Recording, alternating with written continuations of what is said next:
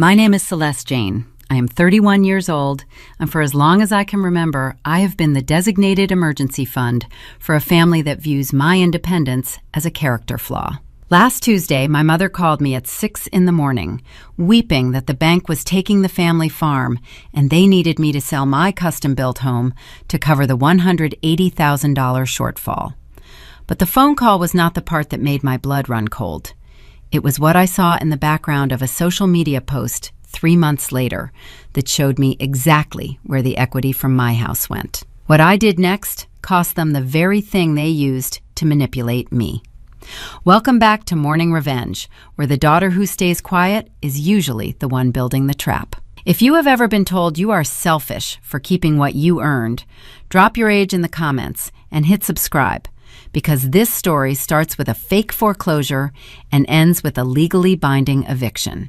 The frost clinging to the cedar framing of my living room windows caught the pale morning light, turning the glass into a mosaic of ice. I stood by the kitchen island, letting a mug of black coffee warm my palms. The only sound was the low, steady hum of the solar inverter housed in the utility closet. This cabin, tucked 8,000 feet up in the Colorado Rockies, was mine. Every reclaimed timber, every off-grid battery pack, every square inch of the pine floorboards represented a decade of quiet, relentless work.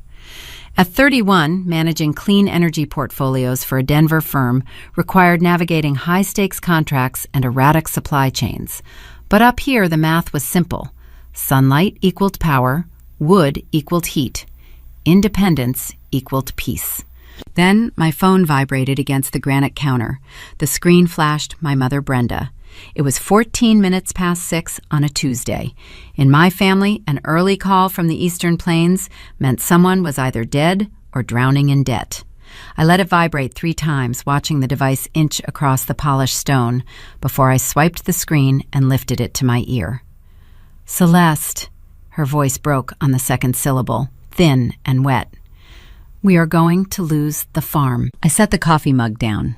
The ceramic clicked sharply against the stone. I did not gasp. I did not offer empty platitudes. My professional training dictated that I isolate the variables before reacting to the noise. What do you mean, lose the farm? Take a breath. What are the numbers? Through the static of a bad rural cell connection, Brenda spun a chaotic narrative. She talked about failing crop yields, hidden medical bills my father accumulated after a bad fall, and a final bank notice sitting on their dining room table. She wept, detailing how my father, Thomas, was too proud to ask for help, how he was pacing the floorboards right now, crushed by the weight of losing the generational property. I closed my eyes and leaned forward, resting my weight on my elbows. How much? She hesitated. The line went quiet, except for her ragged breathing. 180,000. The bank needs it by the end of the month or they initiate foreclosure. My mind immediately shifted into project manager mode. I ran the ledger of my life in my head. My liquid savings, my stock portfolio, my emergency fund. I could drain every account I had and barely cover a third of that number. I told her this, keeping my tone level. I told her I could help negotiate a payment plan with the lender or look into debt restructuring. We do not have time for spreadsheets, Cece, she sobbed, utilizing the childhood nickname I had not answered to in years. Wyatt is trying to save for his wedding. Savannah comes from a good family down here. They expect a proper ceremony and a down payment on a starter home. Your brother cannot take on this burden right now. He is starting a real family. There it was, the pivot. She took a shaky breath, and I felt the trap jaws opening in the silence. But you, Brenda, continued, her voice dropping into a register of calculated fragility. You have that big, beautiful house all to yourself up there in the woods. You do not have a husband to consult. You do not have kids to feed. It is just so much space and money tied up for one single person. My grip tightened on the edge of the counter until my knuckles ached. She did not frame it as a request. It was an expectation, wrapped in a jagged observation designed to highlight my isolation. In the culture of the rural plains where they lived, a woman my age without a ring was a failure. Up here in the mountains, my home was a milestone of self-reliance. Down there, It was just an untapped account waiting to be drained for the preservation of their traditional facade. "Mom, are you asking me to sell my home?" "I am asking you to save your father," she countered, the tears returning instantly. "Family takes care of family, Celeste. We raised you. We put a roof over your head. Now we are losing ours, and you are sitting on $500,000 of equity you do not even need." I looked around my sanctuary. I looked at the custom bookshelves I built, the passive heating design I drafted, the life I constructed far away from their rigid expectations. The air in the room suddenly felt very thin. "Send me the bank notices," I said, my voice dropping to a flat whisper. "Send me the medical bills and the foreclosure warnings. I need to see the paper trail before I call a real estate agent." Her tone shifted, hardening at the edges. "Your father is sitting right here, staring at the wall, having a panic attack, and you want to audit him? You want him to scan documents like some criminal applying for a loan? You are treating your own blood like a business transaction. I am asking for basic financial transparency." "You are being difficult, Celeste."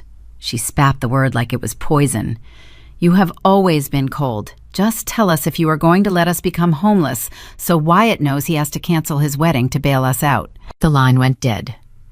I stood in the quiet kitchen, the dial tone humming against my ear. The coffee in my mug stopped producing steam. They knew exactly which wires to pull. They knew that placing the blame on my shoulders and threatening my brother's future would trigger 3 decades of conditioned guilt. I was the fixer. I was the one who solved the problems they created. I set the phone down and walked over to the large pane windows. The sun was just cresting over the pine trees, casting long shadows across the snow. I did not know it then, but they were not drowning in debt. There was no medical emergency. There was only greed masquerading as a crisis. But standing there looking out at the mountain I had claimed as my own, I let the guilt win. I walked to the hall closet, pulled out a cardboard box, and began taking down my life. The descent took 2 hours. Winding down the mountain pass, the dense pine forests gradually gave way to the flat, dusty expanse of the eastern plains. The air grew thicker down here, heavy with the scent of dry earth and agricultural exhaust. My knuckles were white on the steering wheel. Every mile marker felt like a step backward in time, returning me to a place where my achievements meant nothing. I had spent my entire adult life building a fortress in the clouds, but the gravitational pull of family obligation was dragging me right back to sea level. I pulled my truck into the paved driveway of my childhood home. The property was a portrait of performative traditionalism. The lawn was manicured to a synthetic green perfection. The wraparound porch held rocking chairs that were staged rather than used. It was a house designed to project stability to the neighbors, regardless of what was rotting behind the drywall.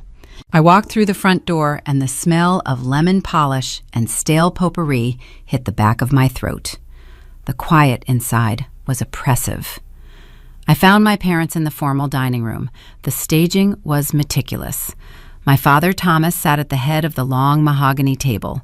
His shoulders were slumped, his face buried in his hands, projecting the image of a broken patriarch. My mother, Brenda, stood hovering near the china cabinet, pouring chamomile tea into delicate antique cups with trembling hands. What struck me immediately was not the grief, but the empty space on the table. As a project manager, my daily life revolves around data. When a vendor claims a budget shortfall, I expect a spreadsheet detailing the deficit. I expected to see a stack of past due notices, medical bills, and certified letters from the bank laid out on the lace tablecloth. There was nothing, just porcelain and sugar cubes. I took a seat opposite my father. The antique chair creaked under my weight. I did not touch the tea. "Mom, I am here," I said, keeping my voice even. "Show me the numbers. Let us figure out the exact gap and see if we can secure a bridge loan." Thomas slowly lifted his head. His eyes were red-rimmed, but his jaw was tight. He looked at me not with the relief of a rescued man, but with the sharp defensiveness of challenged authority. "You walk into this house after staying away for 3 months, and the first thing you ask for is paperwork. Not how is your old man holding up, Not how is your mother handling the stress, just show me the numbers. I am trying to solve the problem, Dad, I replied, carefully choosing my words to avoid a trigger. You said the bank is taking the farm. I need to know who the lender is and what the delinquency timeline looks like. Lenders do not foreclose overnight. There are mitigation processes. Brenda set the teapot down with a sharp clatter. Her face arranged itself into a mask of wounded martyrdom. We did not call you down here to give us a corporate lecture, Celeste. Your father has been carrying this burden in secret to protect us. He made some investments to keep the farm running when the yield dropped. Then his back went out last winter. The medical bills piled up. It spiraled. We are out of time. Then let me see the demand letter, I insisted, feeling a cold knot form in my stomach. Let me talk to the loan officer. The second layer of conflict erupted not over the missing money, but over the audacity of my logic. In their world, demanding proof was a direct insult to the hierarchy. Thomas slapped his open palm against the wood. The tea sloshed over the rims of the porcelain cups. I will not be cross-examined by my own daughter in my own dining room, he snapped, his voice echoing off the vaulted ceiling. We are not some contractor you hired. We are your parents. We gave you everything. We sacrificed our youth so you could go off to your fancy university and play independent woman in the woods. Brenda moved behind his chair, placing a hand on his shoulder in a display of unified suffering.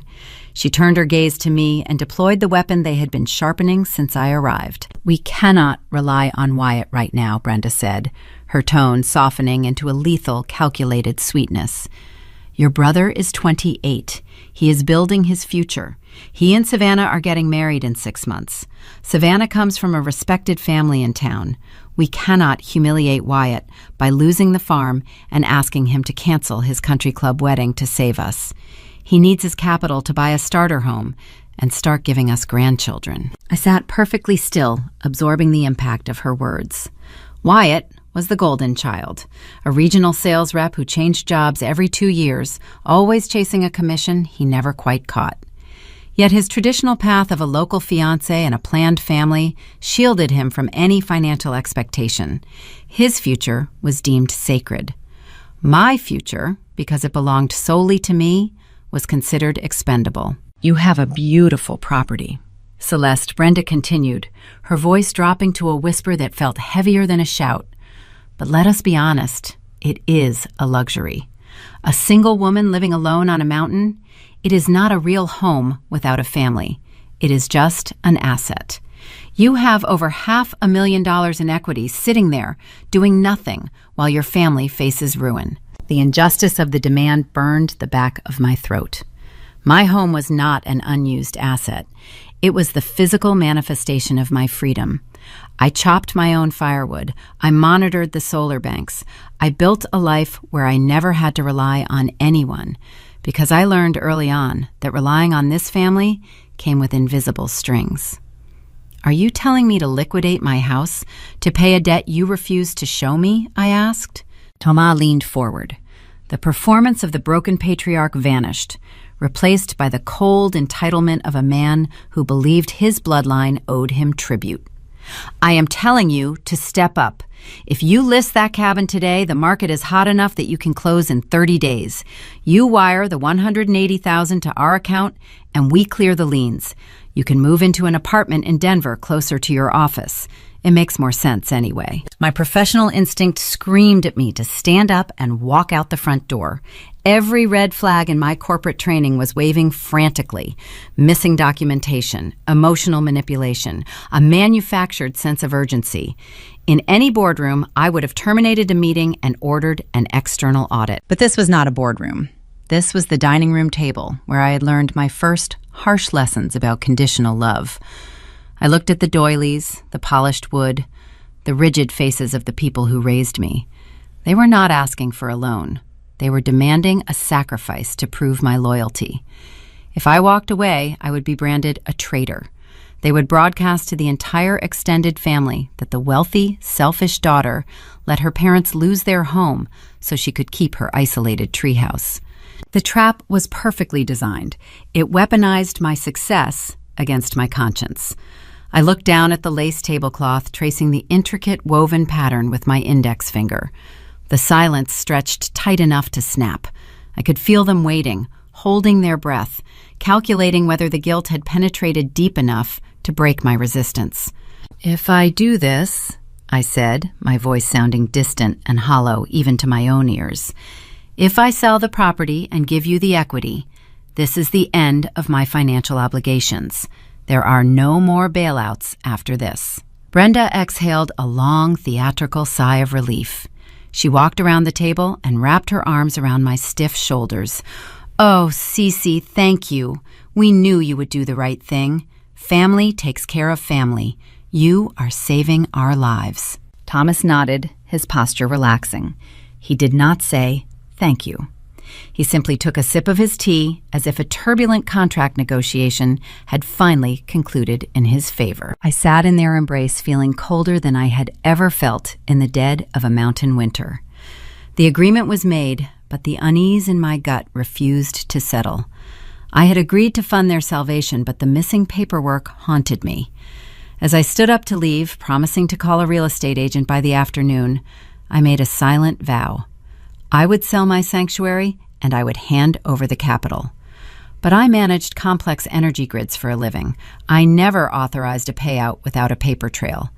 If they thought I was going to wire a life-altering sum of cash on blind faith alone, they severely underestimated the daughter they had just manipulated. The wooden placard bearing the real estate logo sank into the frozen earth at the edge of my driveway on a Thursday morning.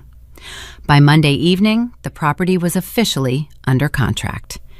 Real estate in the high-altitude corridors of Colorado moved with ruthless speed, but my home was a highly coveted prize. Wealthy buyers fleeing coastal cities were desperate to acquire turnkey, sustainable sanctuaries. My agent called with a breathless excitement to announce an all-cash offer far exceeding our asking price. She expected me to celebrate the financial windfall. I simply stared at the rough-hewn timber ceiling and offered a quiet confirmation. The money did not matter because the money was already spoken for. Dismantling a life you constructed from the ground up demands a unique category of grief. The physical process spanned 3 grueling weeks. I began in the mechanical room. The primary solar inverter manual felt dense in my grip, its pages dog-eared and stained with coffee from the first brutal winter I spent calibrating the grid. I ran a thumb over the schematic diagrams before laying the booklet into the bottom of a rigid cardboard box. That closet housed the beating heart of my independence, and shutting down the main breaker felt like stopping my own pulse. Next, I moved to the living quarters. I unbolted the floating cedar shelves I had personally milled and sanded down 3 summers prior. My fingertips traced the natural imperfections in the wood grain, recognizing every knot and groove. Unfastening the heavy iron hardware required sharp, deliberate movements, but my chest felt heavy, weighed down by a sorrow I refused to voice. The aroma of raw pine and cold mountain air filled the rooms, contrasting sharply with the harsh sound of packing tape ripping off a plastic dispenser. I boxed up my drafting tools, my winter survival gear, and the topographical maps I used to hike the ridge behind the property. Each item tucked away represented a compromised piece of my identity. I was not just moving out. I was erasing my footprint from the mountainside. Closing day arrived with a cruel efficiency. I sat across a polished mahogany conference table in a sterile downtown Denver office block, sliding a blue pen across dozens of legal documents. The buyers were a vibrant tech couple eager to utilize my primary residence as an occasional winter retreat. They spoke animatedly about replacing my carefully calibrated pellet stove with a decorative gas fireplace. I maintained a polite, neutral expression, keeping my hands folded neatly in my lap to hide the slight tremor in my fingers. When the escrow officer slid the final set of brass keys across the table, I pushed them toward the new owners and walked out of the room. I climbed into the driver's seat of my truck, turned the ignition, and pointed the vehicle away from the foothills. I did not check the rearview mirror. Looking back would have shattered whatever fragile resolve I had managed to build. My new reality awaited in an overcrowded suburb south of the city limits. The two-bedroom apartment I leased was a monument to generic corporate architecture. I unlocked the heavy metal door and stepped onto a floor of gray synthetic planking. The walls were painted a blinding uniform white, offering zero warmth or character. Instead of the familiar whisper of wind navigating through dense evergreens, the ambient noise consisted of a constant low roar from the nearby interstate highway, mixed with the muffled, heavy footsteps of an upstairs neighbor. The air inside felt recycled, stale, and thick with the odor of industrial carpet cleaner. I set my minimal belongings down in the center of the cramped living room. The space felt claustrophobic, pressing inward on my shoulders. In the mountains, I could walk out my back door and hike for miles without encountering a single property line or chain-link fence. Here, I was confined within a rigid, concrete grid. The transition was a physical shock to my nervous system. I unpacked a single ceramic mug, a coffee maker, and a folding canvas chair.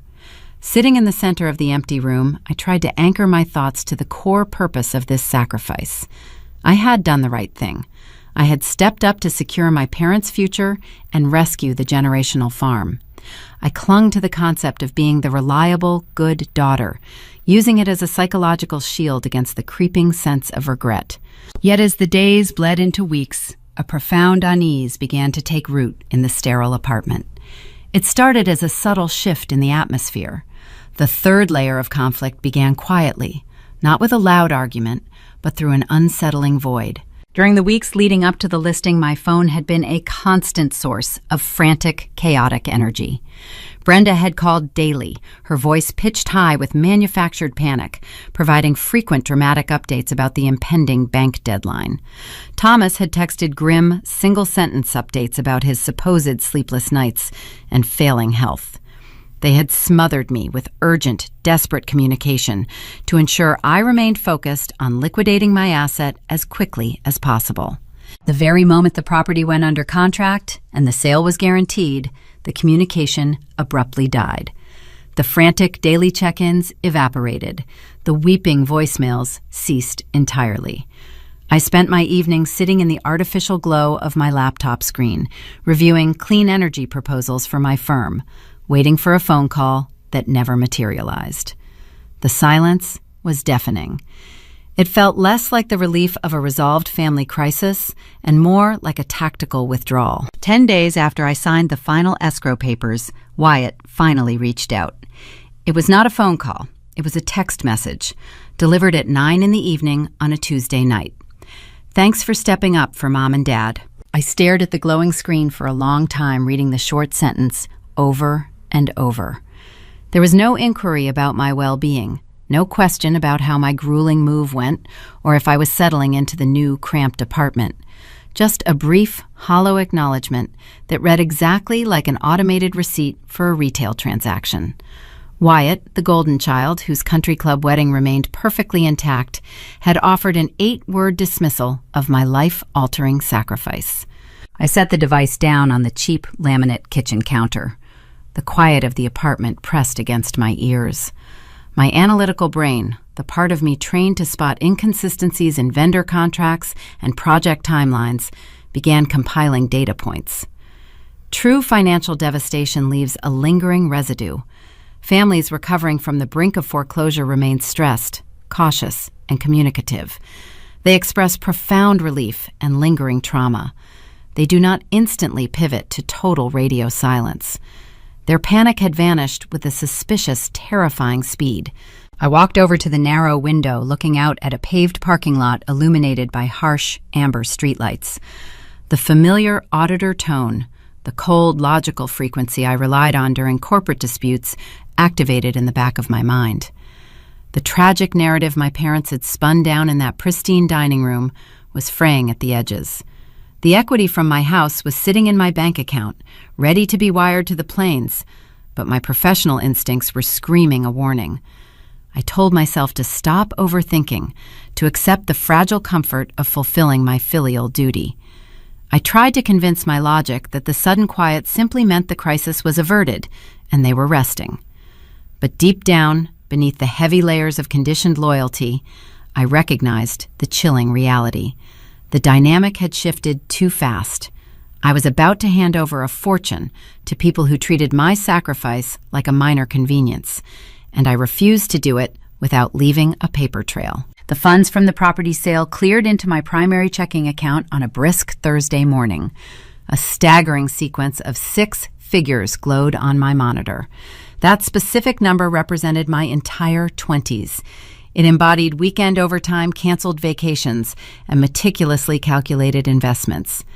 Now it functioned merely as a temporary holding, waiting to be sacrificed on the altar of filial duty. I picked up my smartphone to authorize the transfer. My thumb hovered over the glowing screen, but my muscles refused to execute the command. A deep, visceral warning echoed in my chest. As a portfolio director, I oversaw clean energy installations spanning thousands of acres across the state. I managed procurement logistics and enforced rigid compliance protocols daily. I had never authorized a payout without a binding contract outlining specific deliverables and financial penalties. Wiring a fortune into the void on blind faith violated every professional doctrine I respected. I lowered the device and opened a fresh word processing file on my laptop. My fingers flew across the keyboard, translating my anxiety into legally binding architecture. I did not draft a casual family loan agreement. I constructed a highly structured promissory note. I delineated the exact principal sum. I attached a severe acceleration clause, stipulating that the total balance became due immediately upon any breach of terms or misappropriation of funds. Most importantly, I secured the debt directly against the physical deed of the generational farm. It operated as a strict property lien. If my parents defaulted on the theoretical repayment, I gained the unassailable legal right to initiate foreclosure proceedings myself. I hit print. The laser printer hummed, spitting out crisp white pages. I slid the sheets into a plain manila folder. I did not know what they were hiding, but I refused to remain unprotected. I navigated my truck down the interstate, heading east toward the flat agricultural grid. The sky above offered a pale, cloudless blue, projecting no shelter from the glaring midday sun. I pulled into the gravel driveway of my childhood home. The property looked exactly as it did during my previous visit, pristine, untouched by the supposed financial ruin looming over its foundation. I found my father Thomas inside his personal study. The room smelled heavily of old tobacco and polished leather. He sat behind a heavy oak desk, shuffling a deck of playing cards with slow, deliberate movements. When I entered, he did not stand to greet his savior. He simply raised a graying eyebrow, expecting the immediate confirmation of his salvation. I set my leather work bag on a nearby armchair. I informed him the funds were fully liquid and ready for dispersal.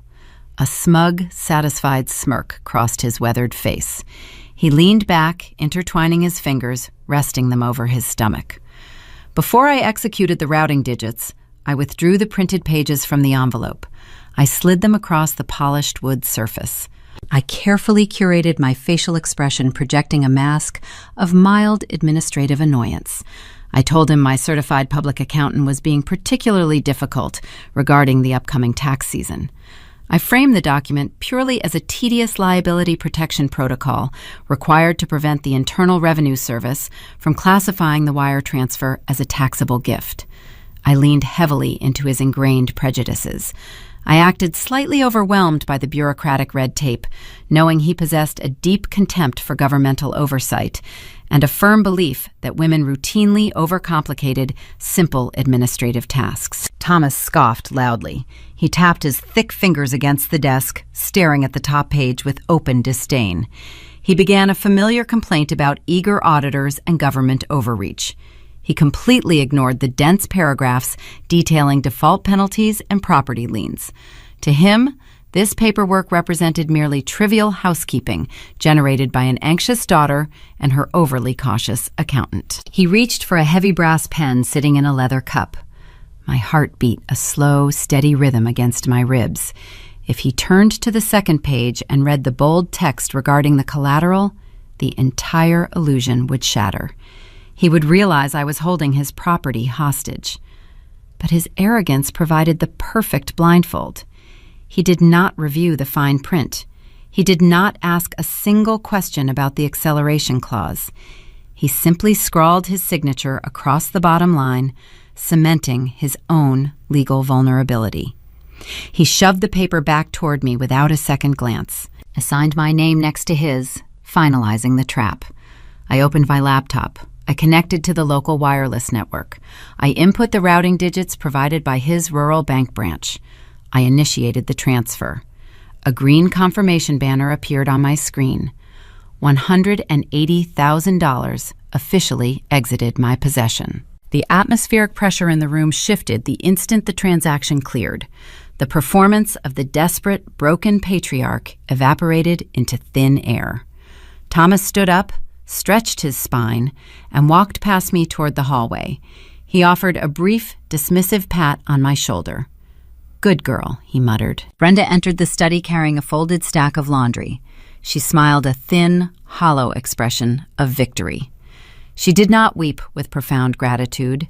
She did not express overwhelming relief that their ancestral home was safe from the auction block. Instead, she immediately began complaining about the rising cost of floral arrangements for Wyatt and Savannah. She talked about the expensive wedding catering menu as if my life-altering financial sacrifice was nothing more than a successfully resolved clerical error. The contrast was dizzying. I had dismantled my entire existence to save them from a supposed catastrophe, and they were already discussing appetizers for a country club reception. I gathered my belongings and walked out the front door. I drove back to the dense concrete grid of the Denver suburbs. I unlocked the heavy metal door of my sterile apartment. The silence inside felt absolute crushing against my eardrums. I walked to the cheap laminate desk sitting in the corner of my living room. I retrieved the folded document from my bag and laid it flat on the surface. My signature sat permanently next to his. I sank into the folding canvas chair, staring at the manila folder. I tried to convince my logic that I fulfilled my familial duty. I told myself I performed the role of the reliable daughter, ensuring their safety. But the quiet emptiness of my new reality pulsed with a dark, undeniable anticipation. The dynamic had shifted irreversibly. They secured their money and discarded my value the moment the transfer processed. They thought they had drained my resources and left me powerless. They did not realize the ordinary tax form resting on my desk held the power to eradicate their entire performative empire. The tether was secured. Now I only had to wait for them to pull the string. 90 days evaporated into a relentless blur of fluorescent office lights and complex procurement schedules. I threw myself into my role at the clean energy firm, working punishing 70-hour weeks. My primary objective was to replenish the financial crater I had blasted into my personal accounts. My daily responsibilities consisted of optimizing wind turbine telemetry and navigating intricate supply chain logistics for high-altitude solar grids. The work demanded absolute precision. A single miscalculation in a battery storage contract could cost the firm millions. I handled those high stakes with effortless competence, but my personal life was a hollow shell. My nights were spent in the sterile two-bedroom apartment eating cold takeout, standing over a cheap laminate sink. I refused to purchase new furniture. Decorating the synthetic space felt like accepting my forced exile. I lived directly out of the brown cardboard boxes I had packed in the mountains, preserving my energy for the singular goal of rebuilding my independence. The contrast between my former life and this concrete box was a daily physical ache. I missed the smell of pine needles and the silent, sprawling canopy of the Rockies. Here, I only smelled industrial carpet cleaner and listened to the constant drone of interstate traffic. The silence from the eastern plains soon became a tangible, heavy presence in the room. Prior to the wire transfer, my phone rang constantly. My parents had smothered me with frantic updates, breathless emergencies, and emotional pleas. Now the communication grid went completely dark. Weeks drifted by without a single text message. When my mother finally initiated contact, the conversations were jarringly superficial. She discussed the unseasonably warm weather or complained about the slow checkout lines at her local grocery store. She spoke with a breezy, casual rhythm that directly contradicted the demeanor of a family supposedly recovering from near financial ruin. During a brief phone call in early November, I attempted to pierce their crafted facade. I sat on my folding canvas chair staring at the blank white drywall. I asked her a direct project management question, keeping my tone light but specific. Did the rural lender officially clear the delinquency notice? And when do you receive the updated property deed in the mail? The line crackled. Brenda hesitated, her breezy tone faltering for a fraction of a second.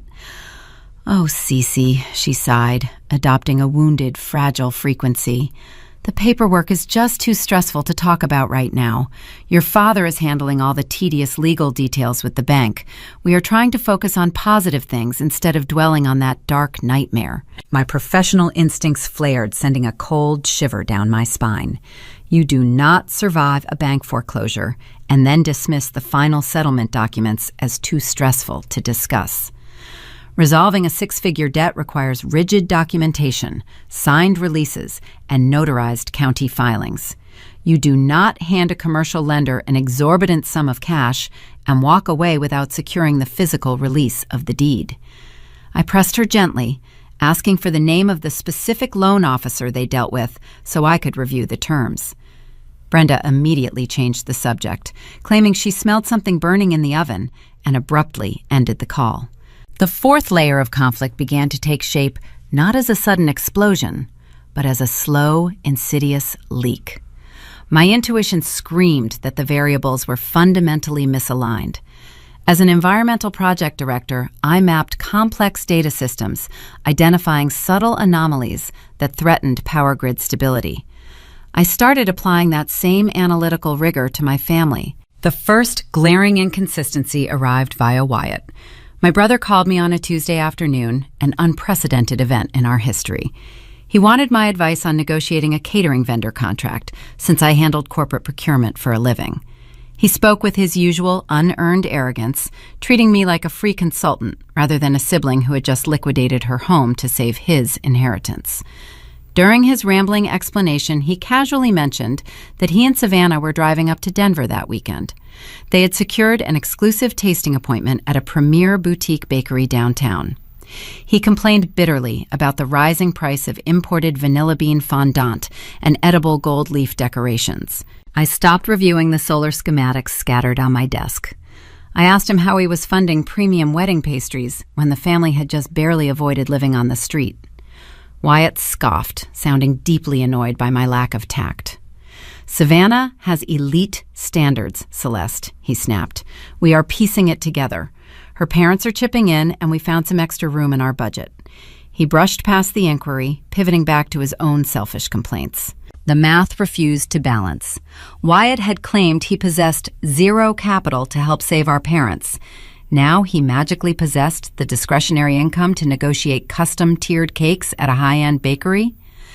The second data point materialized a week later. Brenda sent a group text message containing a photograph of a polished showroom floor.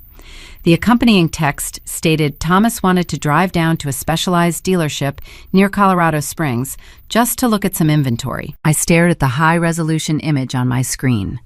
The cropped photograph showed the shiny chrome bumper and fiberglass siding of a recreational vehicle. A family recovering from the severe trauma of an impending bank auction does not spend their Saturday leisurely browsing luxury travel trailers. They do not visit high-end vehicle dealerships just to look. A household that legitimately faced the loss of their generational home operates with extreme financial caution. They hoard their remaining pennies. They do not window shop for depreciating assets that require exorbitant monthly payments. The impending storm gathered on the horizon, casting a dark shadow over my sterile apartment. The invisible audience of my own life could feel the tension ratcheting tighter. The truth lurked just out of sight, hiding behind fake smiles and defensive deflections. Yet I adhered to my assigned role. I remained the quiet, reliable daughter. I did not initiate a shouting match. I did not hurl accusations based on circumstantial evidence. Instead, the auditor deep inside me awakened fully. I separated my emotional attachment from the cold, hard facts. I opened a mental ledger. I cataloged the missing foreclosure documents. I logged the high-end bakery tasting. I recorded the dealership visit. I detached my heart from the situation and watched them pattern their behavior. If you observe a broken system long enough, the structural flaws always expose themselves. It was a Friday evening. The autumn rain lashed against the thin glass of my apartment window, distorting the amber glow of the streetlights outside. I sat at my small desk, reviewing a dense proposal for a commercial geothermal installation. The quiet of the room was heavy, almost suffocating. I reached for my mug of tea, but the liquid had gone cold hours ago. Then my phone screen illuminated, cutting through the dim lighting. A single notification pinged, echoing sharply against the bare walls. It was an alert from a social networking platform. I rarely engaged with social media, but I maintained a dormant account to observe clean energy industry trends. The alert indicated a new public update from Savannah. Wyatt's fiancé had a relentless habit of documenting every trivial moment of her existence, broadcasting her perceived status to her local peers. I picked up the device. I unlocked the screen. The application opened, loading a fresh carousel of digital photographs. The image materialized pixel by pixel until the bright, vivid colors filled my vision. I stopped breathing. The thick geothermal contract slipped from my fingers, landing softly on the laminate floor. The scattered puzzle pieces locked together, revealing a picture so devastating it shattered the final, fragile fragments of my familial loyalty. The bright glare of my smartphone screen pierced the dim lighting of my sparse living room, cutting through the shadows cast by the relentless autumn rain against the window pane. I sat frozen in the folding canvas chair, staring at the notification banner. Savannah had tagged Brenda in a public update. My future sister-in-law maintained a meticulous digital presence. She treated her social networking profile like a highly curated lifestyle magazine, broadcasting her perceived elevated status to every former high school classmate in her rural zip code. I rarely monitored her uploads. Her digital life usually consisted of staged coffee cups and heavily filtered selfies intended to project an image of effortless wealth. But tonight, the algorithm delivered a specific, highly curated moment directly to my palm. I tapped the alert. The application expanded, loading a sequence of high-resolution photographs that would permanently alter the trajectory of my life. The primary image materialized on the screen. It featured a sprawling 40-foot recreational vehicle parked on a freshly paved concrete pad. It was not a modest travel trailer or a simple camper. It possessed the sleek, aerodynamic lines of a luxury motor coach. Glossy fiberglass siding reflected the afternoon sun, while dark-tinted windows stretched across the side, framing multiple slide-out room extensions. Below the photograph, Savannah had composed a caption designed to generate maximum envy among her peers. I read the words slowly, tracing each letter with my eyes. So blessed by my amazing in-laws who bought this beauty for their early retirement. Cannot wait to borrow it for our cross-country honeymoon. #blessed, #family first. I swiped my thumb across the glass surface, pulling the second image into view. The breath stalled in my lungs. My mother and father stood side by side, posing proudly in front of the chrome grille. Thomas wore a crisp polo shirt and a victorious grin. He held a set of novelty, oversized keys, dangling them toward the camera lens like a hard-won trophy. Brenda leaned against his shoulder, her hair perfectly styled, radiating a smug, deep satisfaction. They looked vibrant. They looked wealthy. They did not look like terrified elders standing on the precipice of financial ruin. Thomas showed zero signs of the debilitating back injury they had used to manufacture their medical debt narrative. He stood tall, flush with the thrill of an exorbitant retail purchase. My thumb felt heavy, but I forced it to swipe one more time. The third photograph featured a wide-angle perspective showcasing the motor coach from a distance. Savannah intended to capture the sheer scale of the vehicle, but my eyes bypassed the shiny fiberglass entirely. I focused directly on the background. The ancestral farmhouse sat beneath a clear blue sky. The structure the bank was supposedly seizing looked immaculate. A brand new wraparound deck constructed from expensive composite timber hugged the entire first floor. Freshly painted white railings gleamed in the sunlight. A modern porch swing hung from thick cedar support beams. A composite deck of that scale required professional installation, grading permits, and premium materials. It represented tens of thousands of dollars in discretionary spending. The visual evidence was undeniable. They had not just maintained the property, they had commissioned major structural upgrades. The realization struck me with the blunt force of a physical collision. I did not gasp. I did not scream or throw the device across the room. The physiological reaction bypassed my vocal cords entirely and attacked my central nervous system. A cold, creeping numbness initiated at my fingertips and slowly crawled up my forearms. The ambient noise of the rain lashing against my apartment window faded into a distant, muffled static. A high-pitched ringing tone replaced it, echoing through my skull. The air pressure in the room seemed to drop, suffocating the space and restricting oxygen from reaching my brain. My vision narrowed, focusing exclusively on the smiling faces of the people who raised me. There was no bank foreclosure. There was no crippling medical debt. There was no impending auction block. They had weaponized my deeply ingrained sense of filial duty. They had systematically manipulated my childhood conditioning, extracting the equity from my mountain sanctuary to fund a performative retirement lifestyle. They dismantled my independence so they could purchase a luxury motor coach and underwrite their golden child's extravagant honeymoon vacation. I had spent the last 3 months living out of cardboard boxes, eating cold food in a sterile concrete cage, while they entertained expensive building contractors and shopped at premium automotive dealerships. A profound, fundamental shift occurred within my chest. I did not shed a single tear. Tears are an emotional response reserved for genuine loss and tragedy. This was not a tragedy. This was a calculated, predatory theft.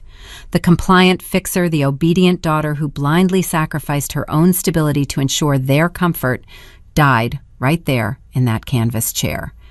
The sorrow and residual guilt evaporated, completely replaced by a chilling clinical clarity. The auditor, the senior project manager who managed million-dollar clean energy grids, stepped out of the shadows and took complete control of my faculties.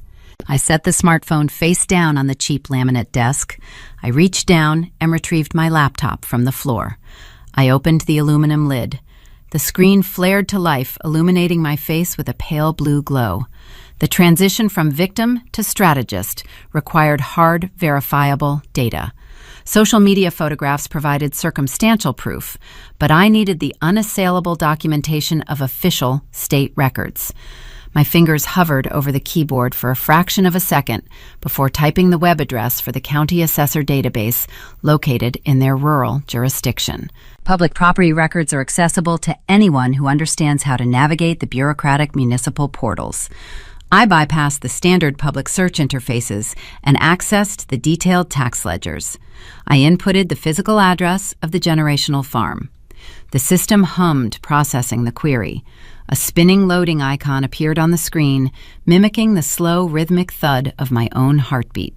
Seconds stretched into agonizing minutes. I maintained a rigid posture, keeping my hands flat on the desk surface, waiting for the server to deliver the final verdict. The digital ledger populated the screen. Rows of property tax assessments and payment histories aligned in neat, uniform columns. I scrolled down to the current fiscal year. The property taxes were paid in full. I checked the delinquency column. It registered a zero balance. I navigated to the lien registry, scanning for any mechanical attachments, medical debt judgments, or bank foreclosure filings. The page remained entirely blank. The farm possessed a clean, unencumbered title. The mortgage payments were perfectly current.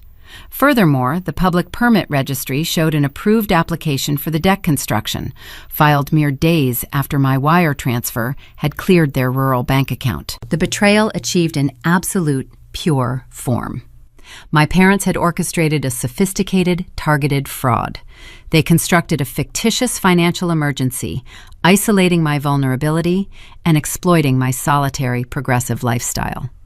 They viewed my custom-built home not as my safe haven, but as their personal slush fund. They stole my peace to purchase a recreational vehicle. Wyatt knew the truth.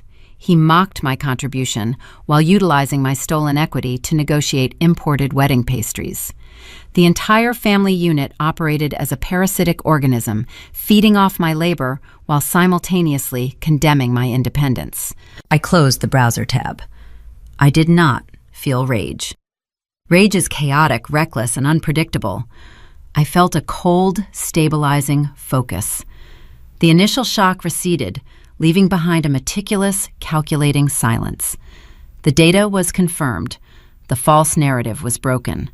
Now the fifth layer of conflict presented itself, demanding immediate action. Holding the truth in my sterile apartment accomplished nothing. Confronting fraudsters requires looking them directly in the eye and presenting the unarguable evidence of their deception. They believed I was a compliant, naive target who would absorb this humiliation to maintain the illusion of family peace. They believed they had won the game. I closed my laptop, slid it into my leather work bag, and reached for my car keys. I needed to look at their faces one more time before I introduced them to the devastating consequences of signing a contract they never bothered to read. The drive back to the Eastern Plains took place under a relentless Sunday afternoon sun. Heat shimmered above the asphalt, distorting the horizon line as I navigated the long stretches of rural highway. My leatherwork portfolio sat on the passenger seat, holding the printed county tax records. I did not play the radio. The silence inside the cab of my truck offered the perfect environment to compartmentalize my emotions. I approached the town limits, observing the familiar, flat agricultural grid. My heart rate remained steady. The shock had burned off during the night, leaving a cold, solid foundation of resolve. I turned onto the familiar gravel driveway. The visual assault began immediately. A luxury motor coach occupied the primary parking space, its polished fiberglass siding gleaming in the sunlight. The sheer scale of the vehicle dominated the landscape. Parked adjacent to it sat Wyatt's heavy-duty pickup truck, freshly washed and detailed. I parked my vehicle near the edge of the property line, cutting the engine. The scent of burning charcoal and sweet barbecue sauce drifted on the dry breeze. Faint music played from a portable speaker somewhere behind the farmhouse.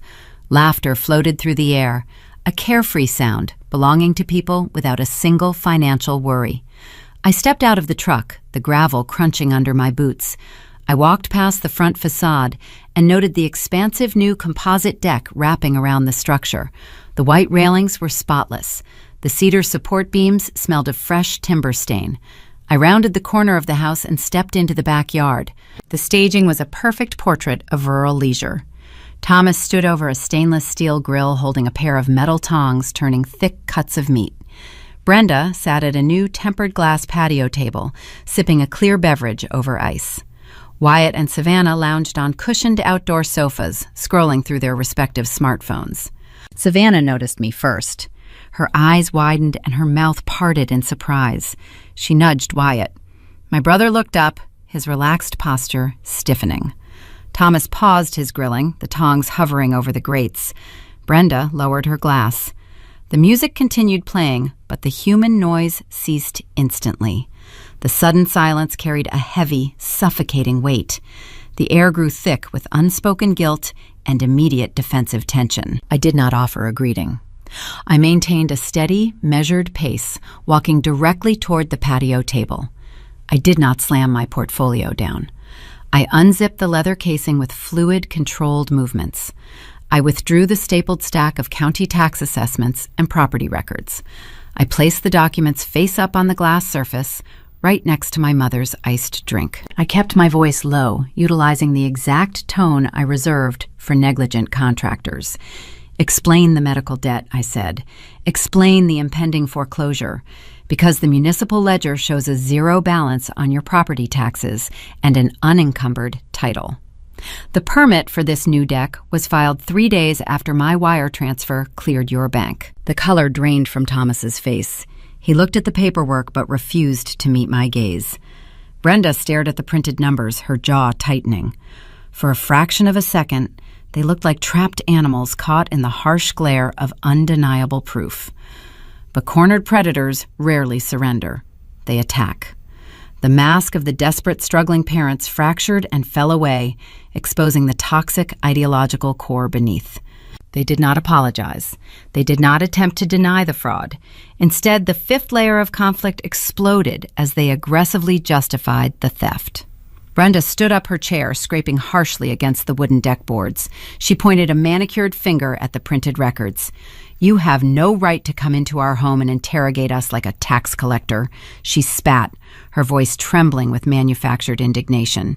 "We did what we had to do to ensure the survival of this family." "You lied," I corrected, keeping my posture rigid. "You manufactured a crisis to steal my equity.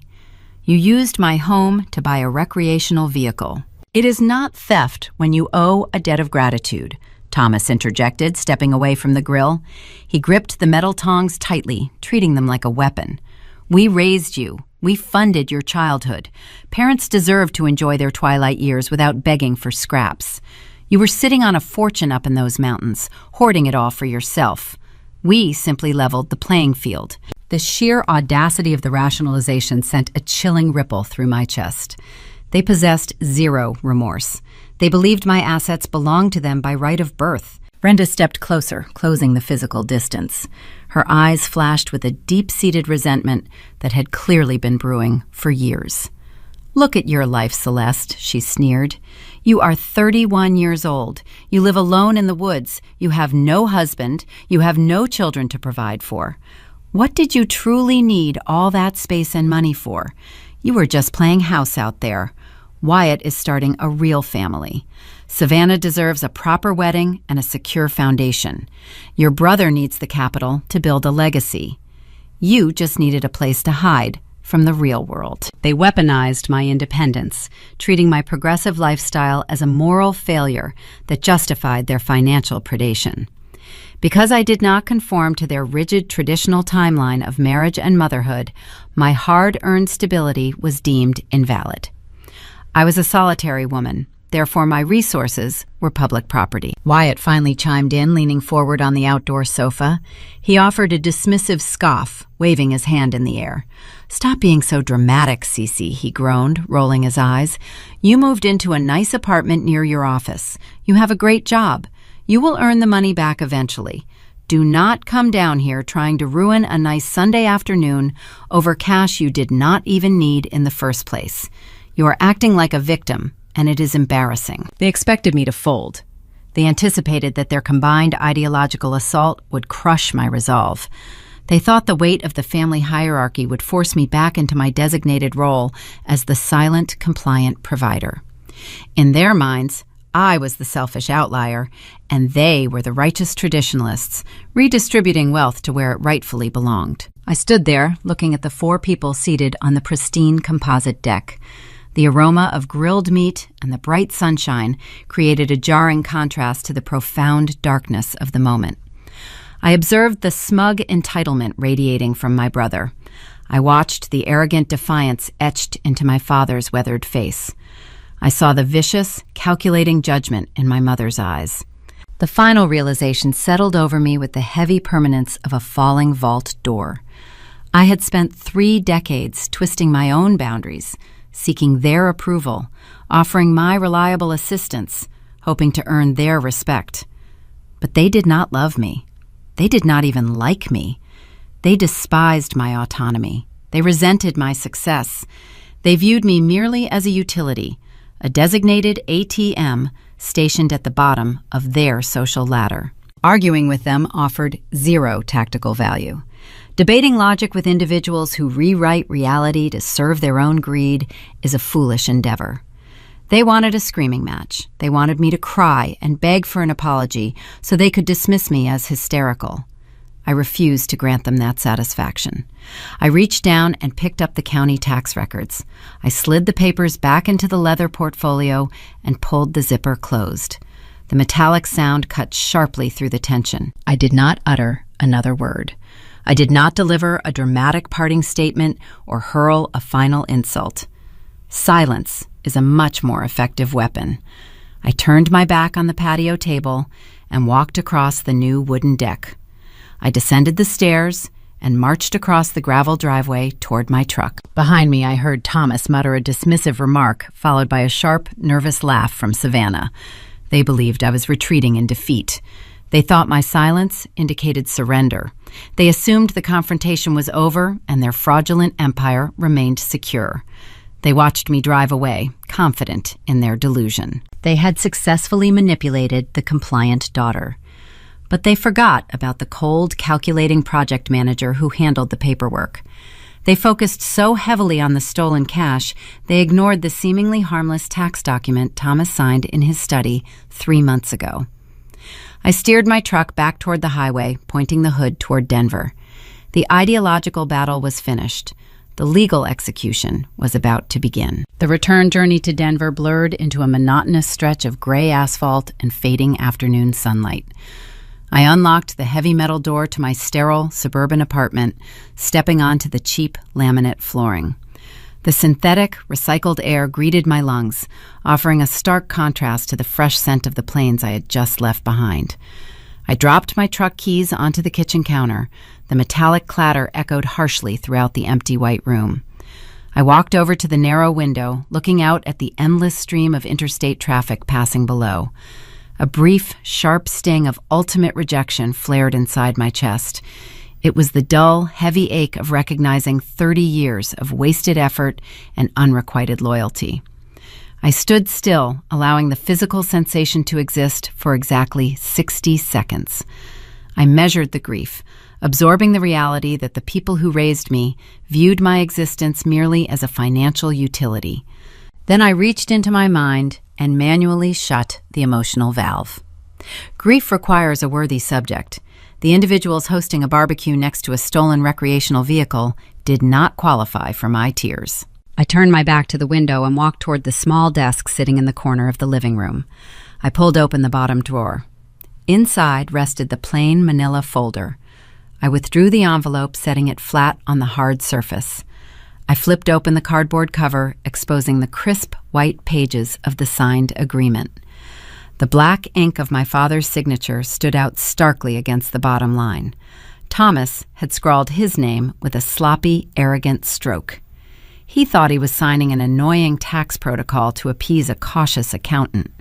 He viewed my administrative diligence as a trivial feminine weakness, lacking any real consequence. His deeply ingrained prejudice prevented him from reading the fine print. That specific arrogance was about to cost him his entire ancestral legacy. The following morning, I navigated the congested downtown traffic, driving toward a towering steel and glass skyscraper. The elevator ascended rapidly, chiming a soft bell as the doors parted on the 42nd floor. I stepped into the hushed reception area of a premier property litigation firm. I did not require the services of a family counselor or a mediator.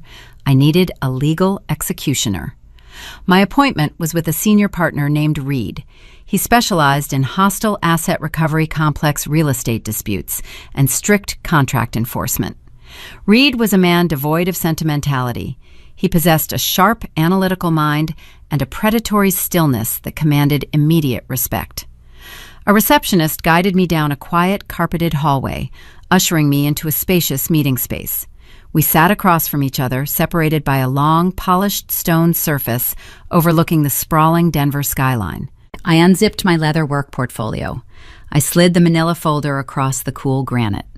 Reed opened the cover. The room remained perfectly silent, save for the soft, rhythmic sound of thick paper turning. He adjusted his silver wire-rimmed reading glasses. He traced a manicured finger down the structured paragraphs I had drafted 3 months prior. I watched his dark eyes scan the specific liability clauses and the rigid property lien stipulations. Once he finished reading the original contract, I placed the printed county tax assessments and the printed social media photographs right next to his notepad. I explained the family dynamic using precise corporate terminology, stripping away all familial sentiment. I detailed the initial frantic phone call demanding $180,000. I outlined the fabricated narrative regarding an impending bank auction and crippling medical debt. I pointed a steady finger at the glossy photographs proving the capital actually funded a luxury motor coach, a premium composite deck, and a high-end bakery tasting for my brother. Reed studied the visual evidence. A thin, humorless smile touched the corners of his mouth. He recognized the exact nature of the snare I had laid. "This is an ironclad secured debt," Reed stated, his voice a low, gravelly hum vibrating in the quiet room. "You structured the initial cash transfer not as a casual familial gift, but as a strict property lien recorded directly against the physical deed of the farm." He tapped the second page of the contract with a heavy brass pen. Section 4 outlines the specific utilization of funds. You designated the capital exclusively for mortgage delinquency mitigation and medical debt resolution. They diverted the cash for luxury discretionary spending. Under state property statutes, that constitutes material fraud and a fundamental breach of covenant. I leaned forward, resting my forearms on the table. "Walk me through the exact mechanics of the trap," I requested. Reed leaned back in his leather ergonomic chair, crossing his arms over his tailored suit jacket. "Because they breached the covenant, the acceleration clause is fully activated.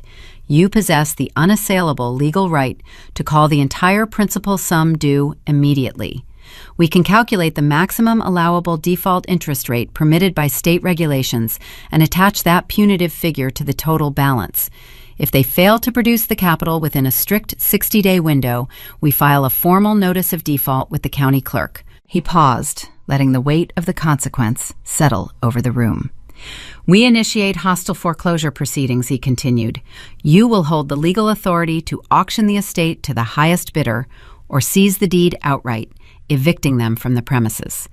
They use the property as emotional leverage to steal your savings. Now you hold the legal authority to take that exact property away from them." There was no shouting in the office. No dramatic weeping or loud theatrical declarations of vengeance echoed off the glass walls.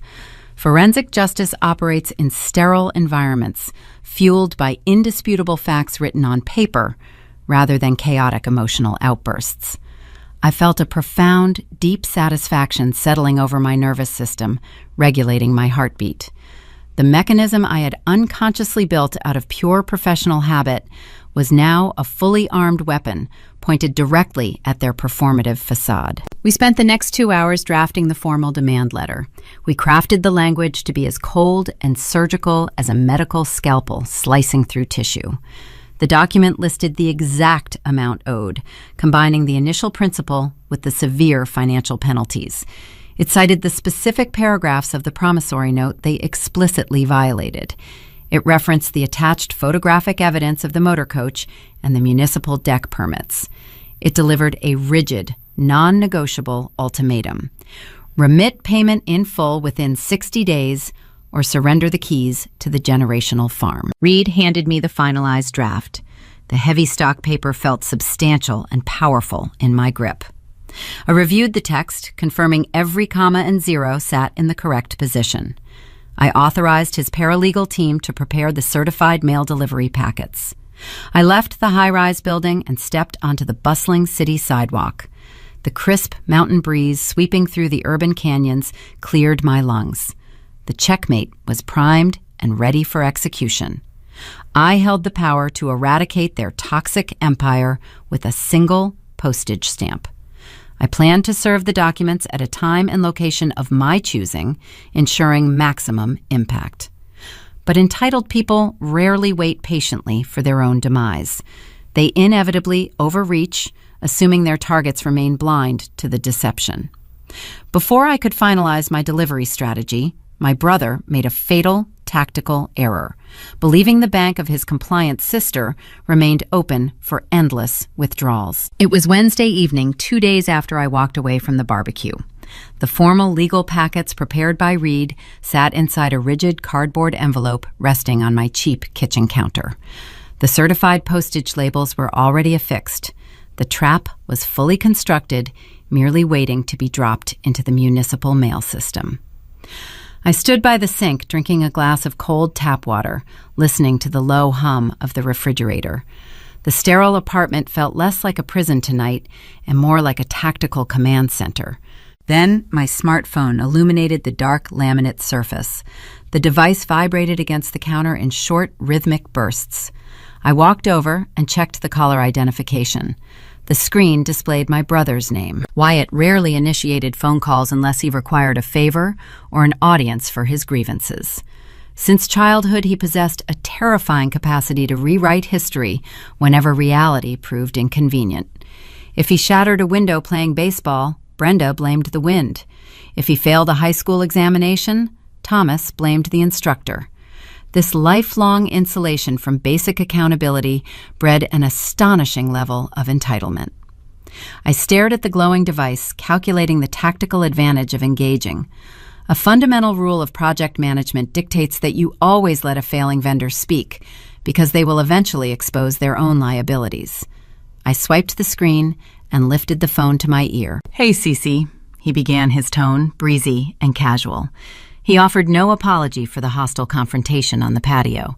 He did not mention the stolen equity or the fraudulent foreclosure narrative. He employed our family's signature defense mechanism. He simply pretended the unpleasantness never occurred, relying on the unspoken rule that I would suppress my own anger to maintain the peace. "Listen, I need to run something by you," he continued, sighing heavily into the receiver. Savannah found the perfect starter house. It is a 3-bedroom property located just 2 miles from her parents' neighborhood. The housing market down here is tightening up, and we need to move fast before someone else submits an offer. I leaned against the kitchen counter, keeping my breathing slow and measured. I did not interrupt. "The problem is the down payment." Wyatt complained, a sharp edge of frustration bleeding into his voice. "We are short on the liquid cash to secure the escrow. I went over to the farm this morning to ask Dad for an advance on my inheritance, but he told me they are entirely tapped out." He paused, expecting me to offer immediate sympathy.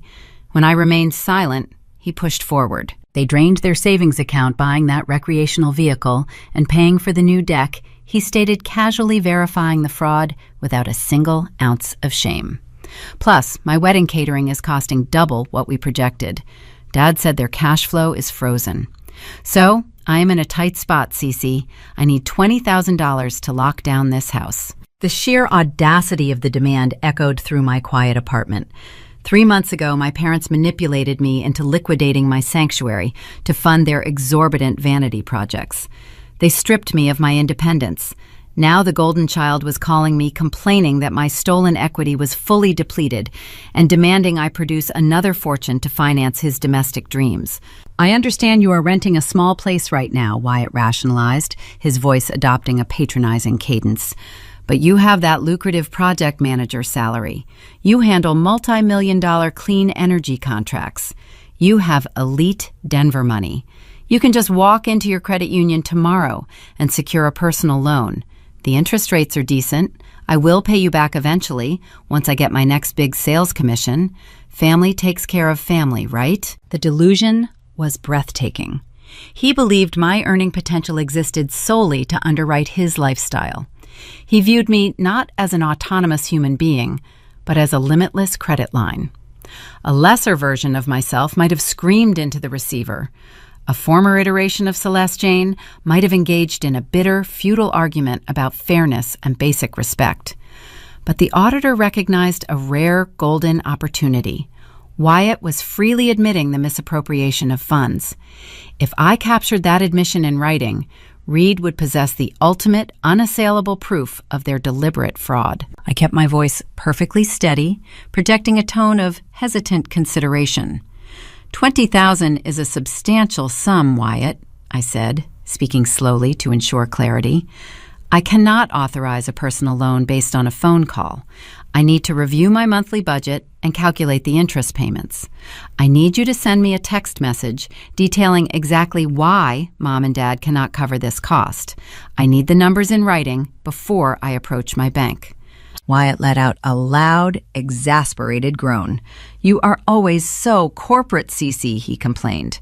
Fine, I will send you a text. Just figure it out quickly. Savannah is touring the property again tomorrow, and she wants to submit the offer by Friday. He disconnected the call abruptly. I lowered the phone, staring at the dark screen. My pulse beat a slow, steady rhythm against my throat. The trap was baited. I waited in the quiet kitchen, counting the seconds. A minute passed. Then 2. The device vibrated once. A new digital message appeared in my notification center. I opened the text application. The message from Wyatt read exactly as requested, carrying all the arrogant frustration of a spoiled child forced to explain himself. I told you on the phone. Mom and Dad spent the $180,000 you sent them on the luxury motor coach and the new deck. They used the rest to cover my wedding vendors. Their accounts are drained. They cannot help me buy this house. Just go to the bank tomorrow and get the $20,000. I need it by Friday. Do not make this harder than it has to be. I read the glowing text 3 times. The words formed a flawless, legally binding confession. He explicitly confirmed the original sum. He explicitly identified the fraudulent purchases. He explicitly confirmed the funds were not utilized for a bank foreclosure or a medical emergency. The seemingly insignificant pebble of doubt I harbored 3 months ago had officially evolved into a crushing boulder of evidence. I pressed the 2 buttons on the side of my device, capturing a high-resolution screenshot of the conversation. I uploaded the image file to my secure cloud storage server, creating multiple redundant backups. I forwarded a copy directly to Reed's paralegal team with a short note instructing them to attach the exhibit to our formal legal filing. My brother believed he was bullying a compliant sister into signing a burdensome loan agreement. He operated under the false assumption that his aggressive entitlement would yield another lucrative payout. He failed to realize he had just provided the exact ammunition required to execute his own financial ruin. I tapped the screen and composed a brief response to his demand. I did not agree to the loan. I did not decline it. I simply offered a timeline that aligned perfectly with my final strategy. I have reviewed the information. I will drive down to the farm on Friday evening. I will give my final answer to you and the entire family in person. The typing indicator bubbled for a few seconds before his reply arrived. See you Friday. Do not forget the checkbook. I locked the screen and set the device down on the laminate counter. I looked at the thick manila envelope sitting next to my cold glass of water. I no longer needed the Postal Service to deliver my retribution. Delivering the legal guillotine via certified mail felt too detached, too impersonal. A betrayal of this magnitude required a face-to-face reckoning. I wanted to look into their eyes when the illusion shattered. I wanted to watch their performative empire crumble in real time. The tension inside my chest peaked, settling into a sharp, crystalline focus. Friday evening was approaching. The collision between their boundless greed and my concealed weapon was now imminent. Thursday night settled over the Denver suburbs, bringing a crisp chill that seeped through the thin glass of my living room window. The autumn rain from earlier in the week had vanished, leaving the urban concrete dry and illuminated by glowing amber street lamps. I stood in the center of the cramped apartment, listening to the distant hum of highway traffic. My bare feet rested on the cold, synthetic flooring. Tonight, the oppressive atmosphere of the sterile box felt fundamentally different. The crushing weight of exile had lifted, replaced by a cold, expansive clarity. I began walking a slow, deliberate perimeter around the confined space. I extended my right hand, letting my fingertips graze the uniform white drywall. The texture felt artificial and chalky under my skin. My mind instantly projected the sensory memory of my former sanctuary. I remembered the rough, natural grain of the reclaimed timber I had meticulously treated with linseed oil. I recalled the scent of raw pine and the quiet strength of the custom wooden beams that supported my roof high up in the Rocky Mountains. I had sacrificed that tangible piece, building my own prison down here in the smog, simply to fulfill an imaginary obligation. As I paced the narrow hallway, the 7th and final layer of conflict materialized within my mind. This was the ultimate moral threshold. Delivering the legal documents tomorrow evening would trigger a permanent, irreversible detonation. There would be no subsequent holiday gatherings. There would be no polite telephone calls on birthdays. Serving the foreclosure notice would instantly sever every remaining thread connecting me to the people who raised me. The family hierarchy would fracture beyond repair. I processed the gravity of this impending destruction. For 31 years, I had navigated their complex emotional terrain, desperately trying to earn a permanent seat at their table. I had functioned as the reliable problem solver, believing my quiet compliance would eventually secure their genuine respect. I paused near the cheap laminate kitchen counter, resting my hands on the cold edge. I analyzed my childhood conditioning with the same ruthless objectivity I applied to failing energy grid schematics. My parents had trained me to equate my intrinsic value with my financial utility. They conditioned me to believe my independent, progressive lifestyle was a selfish indulgence that required constant monetary atonement.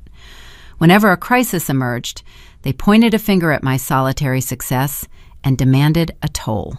But a fundamental truth crystallized in the quiet stillness of the room. Love that requires you to set yourself on fire to keep others warm is not love.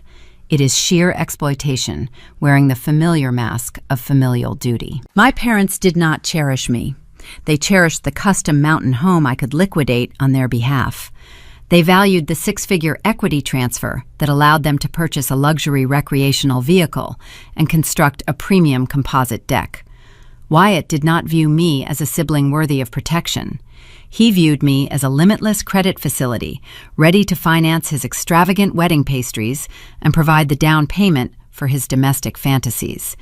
In their eyes, I was never a daughter or a sister. I was an automated teller machine, programmed to dispense capital whenever their performative vanity exceeded their actual income. The lingering shadows of guilt evaporated. The deeply ingrained societal expectation that a child must blindly endure parental mistreatment dissolved into ash. I did not owe them my future. I did not owe them my peace. They had manufactured a fraudulent narrative regarding a bank auction and crippling medical debt specifically to steal my freedom. They utilized my deepest empathy as a weapon against my own survival. I walked over to the small desk sitting in the corner of the living room. My leather work portfolio rested on the surface. I unzipped the main compartment, the metallic teeth separating with a sharp, precise sound. This briefcase usually carried site surveys and solar array blueprints.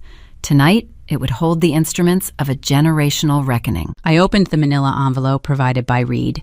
I withdrew the formal demand letter. The heavy stock paper felt substantial in my hands. The legal language was immaculate, detailing the specific covenant breaches and calculating the severe financial penalties permitted by state regulations. The ultimatum was clear, demanding $195,000 within a strict 60-day window. I placed the document carefully inside the leather portfolio. Next, I retrieved the printed, high-resolution screenshot. The digital capture displayed Wyatt's arrogant text message confirming the misappropriation of funds. His own typed words explicitly confessed that the capital was diverted toward the motor coach and the wedding vendors. I slid the glossy photographic evidence directly behind the demand letter. Finally, I picked up the original signed promissory note. The black ink of Thomas's signature sat on the bottom line, holding the entire trap together. He had authorized the property lien without reading a single paragraph, believing his daughter was merely fussing over trivial tax protocols. I placed the binding contract into the portfolio, closing the flap. I pulled the zipper shut, securing the legal guillotine inside the leather casing. I set the briefcase down next to the front door, positioning it right beside my car keys. Everything was prepared. The evidence was irrefutable. The legal mechanics were flawless. The emotional vulnerability that once made me a compliant victim was eradicated.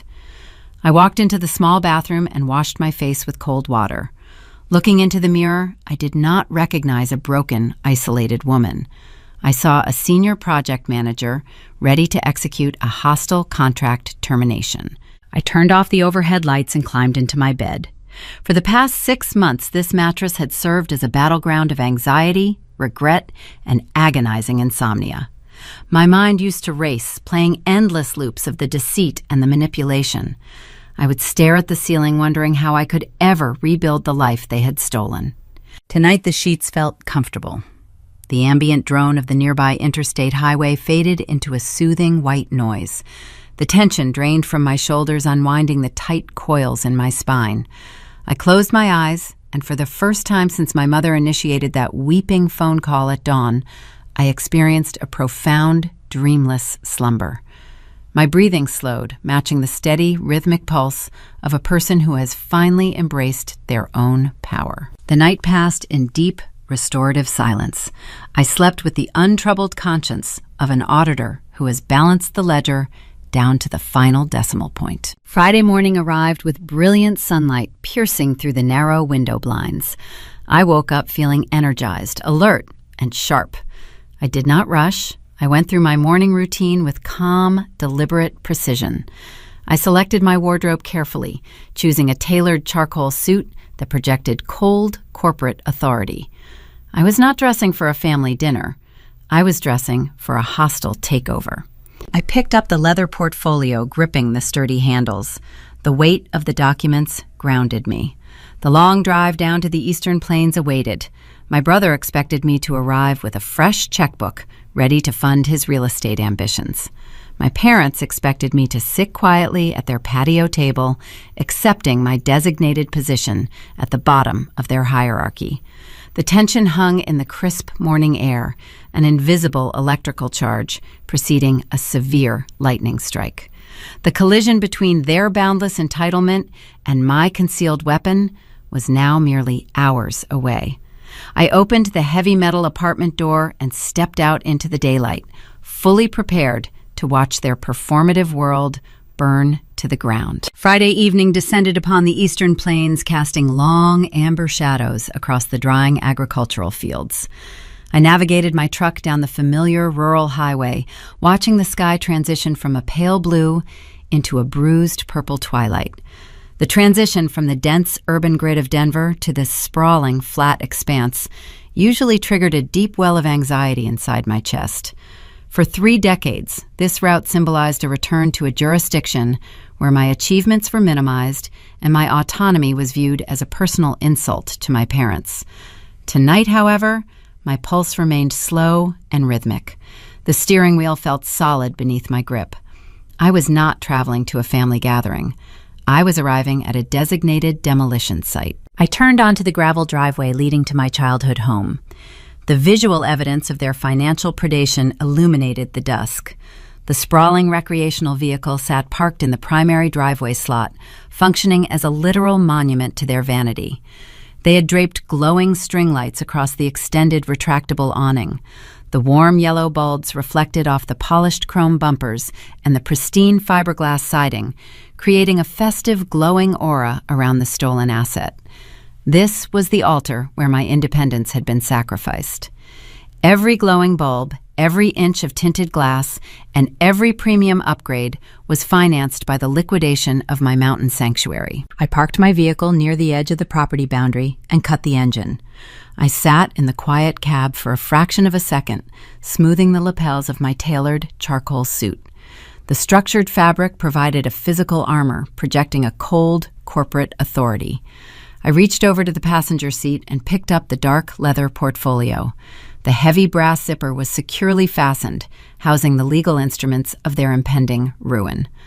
I opened the truck door and stepped out onto the gravel. The sound of upbeat country music drifted through the open screen door of the farmhouse, mingling with the rich aroma of roasted garlic and searing beef. This was an impromptu engagement dinner. They were hosting an intimate celebration for Wyatt and Savannah, toasting to a future funded entirely by my displaced life. I walked up the wooden steps of the front porch, my low-heeled shoes clicking sharply against the timber boards. I did not knock. I simply turned the brass knob and stepped into the illuminated living room. The festive atmosphere inside the house struck me like a physical wave. The core family unit occupied the main seating area, performing a flawless pantomime of domestic bliss. Thomas reclined in his favorite upholstered armchair, swirling a dark liquid in a crystal tumbler, looking victorious and unbothered. Savannah sat on the floral sofa, flipping through a glossy bridal magazine while showing a printed page to Wyatt.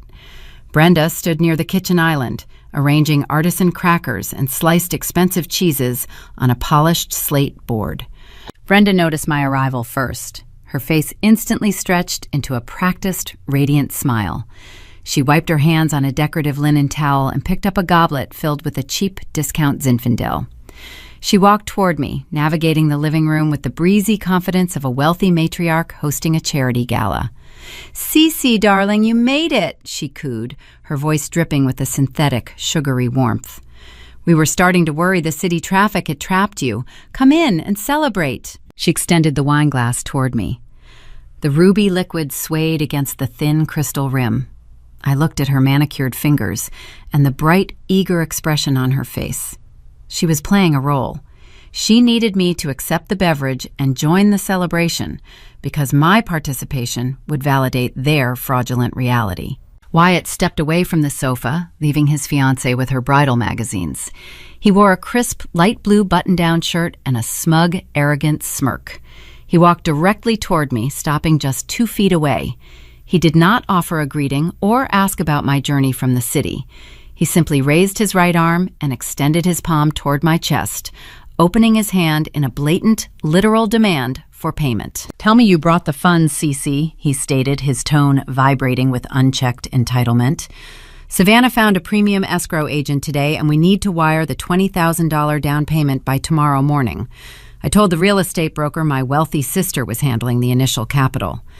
The sheer brazen audacity of the gesture hung in the air. He stood in a house upgraded by my stolen equity, next to a luxury vehicle purchased with my liquidated assets, holding his hand out for more. He expected me to reach into my tailored jacket, produce a folded check, and place it obediently into his waiting palm. He assumed the natural order of the universe dictated that my resources belonged to him. I did not blink. I kept my posture rigid and my shoulders squared. I looked down at his empty hand and then shifted my gaze to the cheap wine hovering near my shoulder. "I will pass on the beverage," I said, my voice dropping into a flat, chilling register. Brenda faltered. Her synthetic smile cracked slightly at the edges. She slowly lowered the goblet, the dark liquid sloshing dangerously close to the rim. Wyatt kept his hand extended, but his arrogant smirk wavered, replaced by a flicker of genuine confusion. He was unaccustomed to hearing the word no. The music playing from the wireless speaker suddenly felt obtrusive and overly loud. The festive energy in the room stagnated, evaporating under the freezing pressure of my professional demeanor. I did not raise my voice. I did not employ dramatic gestures. I utilized the exact tone a senior project manager employs when addressing a negligent vendor who has critically breached a core contract. "Everyone needs to walk into the dining room," I commanded, the words emerging like sharp stones dropping onto a glass table. "We need to sit down, now." Thomas lowered his crystal tumbler, his gray eyebrows pulling together in a defensive scowl. "Now hold on a minute, Celeste," he grumbled, shifting his weight in the armchair. "We are having a nice evening here celebrating your brother's future. There is no need to march in here making demands and ruining the mood. If you brought the loan, just hand it over to the boy so we can eat our dinner." I did not engage with his deflection.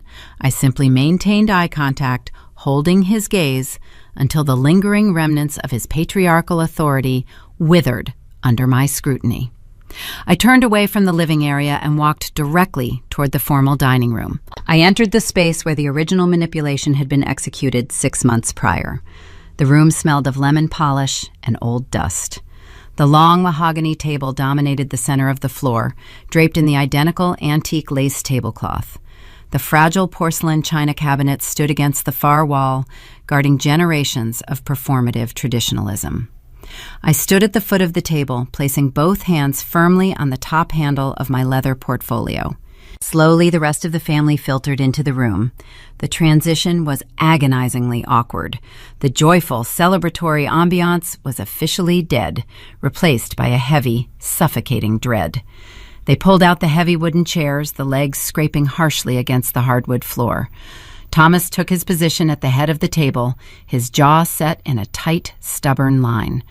Brenda sat to his right, placing her wine glass down with a nervous tremor. Wyatt and Savannah took the opposite seats. Savannah looked darting glances toward the exit, clearly sensing the impending atmospheric pressure drop. They looked at me with expectant, guarded expressions. They still believed I was operating within their established parameters. They assumed I was going to deliver a stern lecture regarding financial responsibility. They expected me to demand a verbal promise of repayment before reluctantly handing over the requested capital. They thought they were about to endure a brief, tedious scolding in exchange for a $20,000 reward.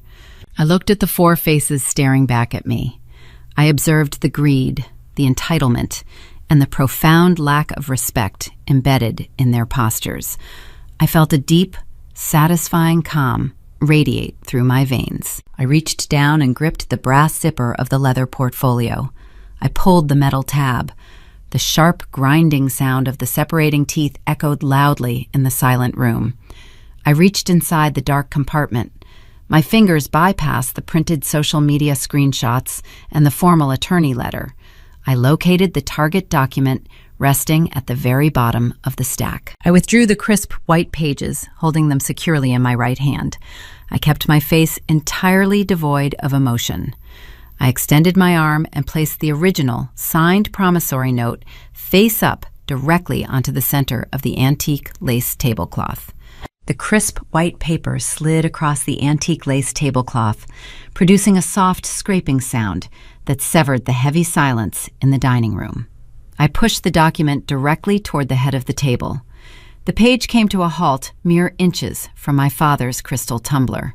Thomas looked down at the sheet, his expression initially projecting sheer annoyance. He expected a printed budget, a lecture on fiscal responsibility, or perhaps a generic personal loan application. He did not anticipate staring at his own signature. He picked up the document, holding it by the edges. His gray eyebrows knitted together as his eyes scanned the bold text at the top of the page.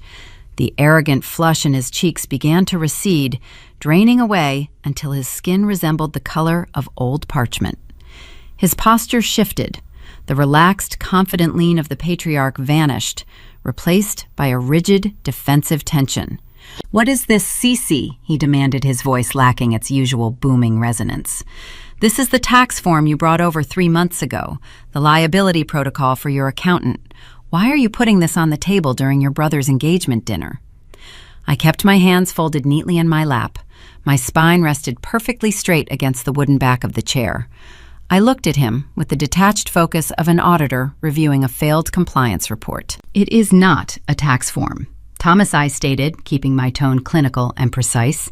"It is a legally binding promissory note. That document outlines the exact terms of the $180,000 transfer. Furthermore, it functions as a formal property lien. You signed a contract securing the entire principal debt directly against the deed of this generational farm." The words hung in the stale air of the dining room. Brenda gasped, her hand flying to her throat as her cheap discount wine sloshed over the rim of her goblet, staining the white lace beneath it. Thomas dropped the paper back onto the table as if the crisp white sheet had suddenly caught fire. "You lied to me," he stammered, a frantic edge creeping into his vocal cords. "You sat in my study and told me it was just administrative paperwork. You said it was for the Revenue Service." "I informed you it was a liability protection protocol," I corrected him smoothly. "You chose to sign a binding legal instrument without reading the specific clauses. Your arrogance does not invalidate the contract. Section 4 clearly stipulates that the capital was designated exclusively for mitigating a bank foreclosure and resolving outstanding medical debt." Wyatt slammed his open palm against the mahogany surface. The silverware rattled against the porcelain plates.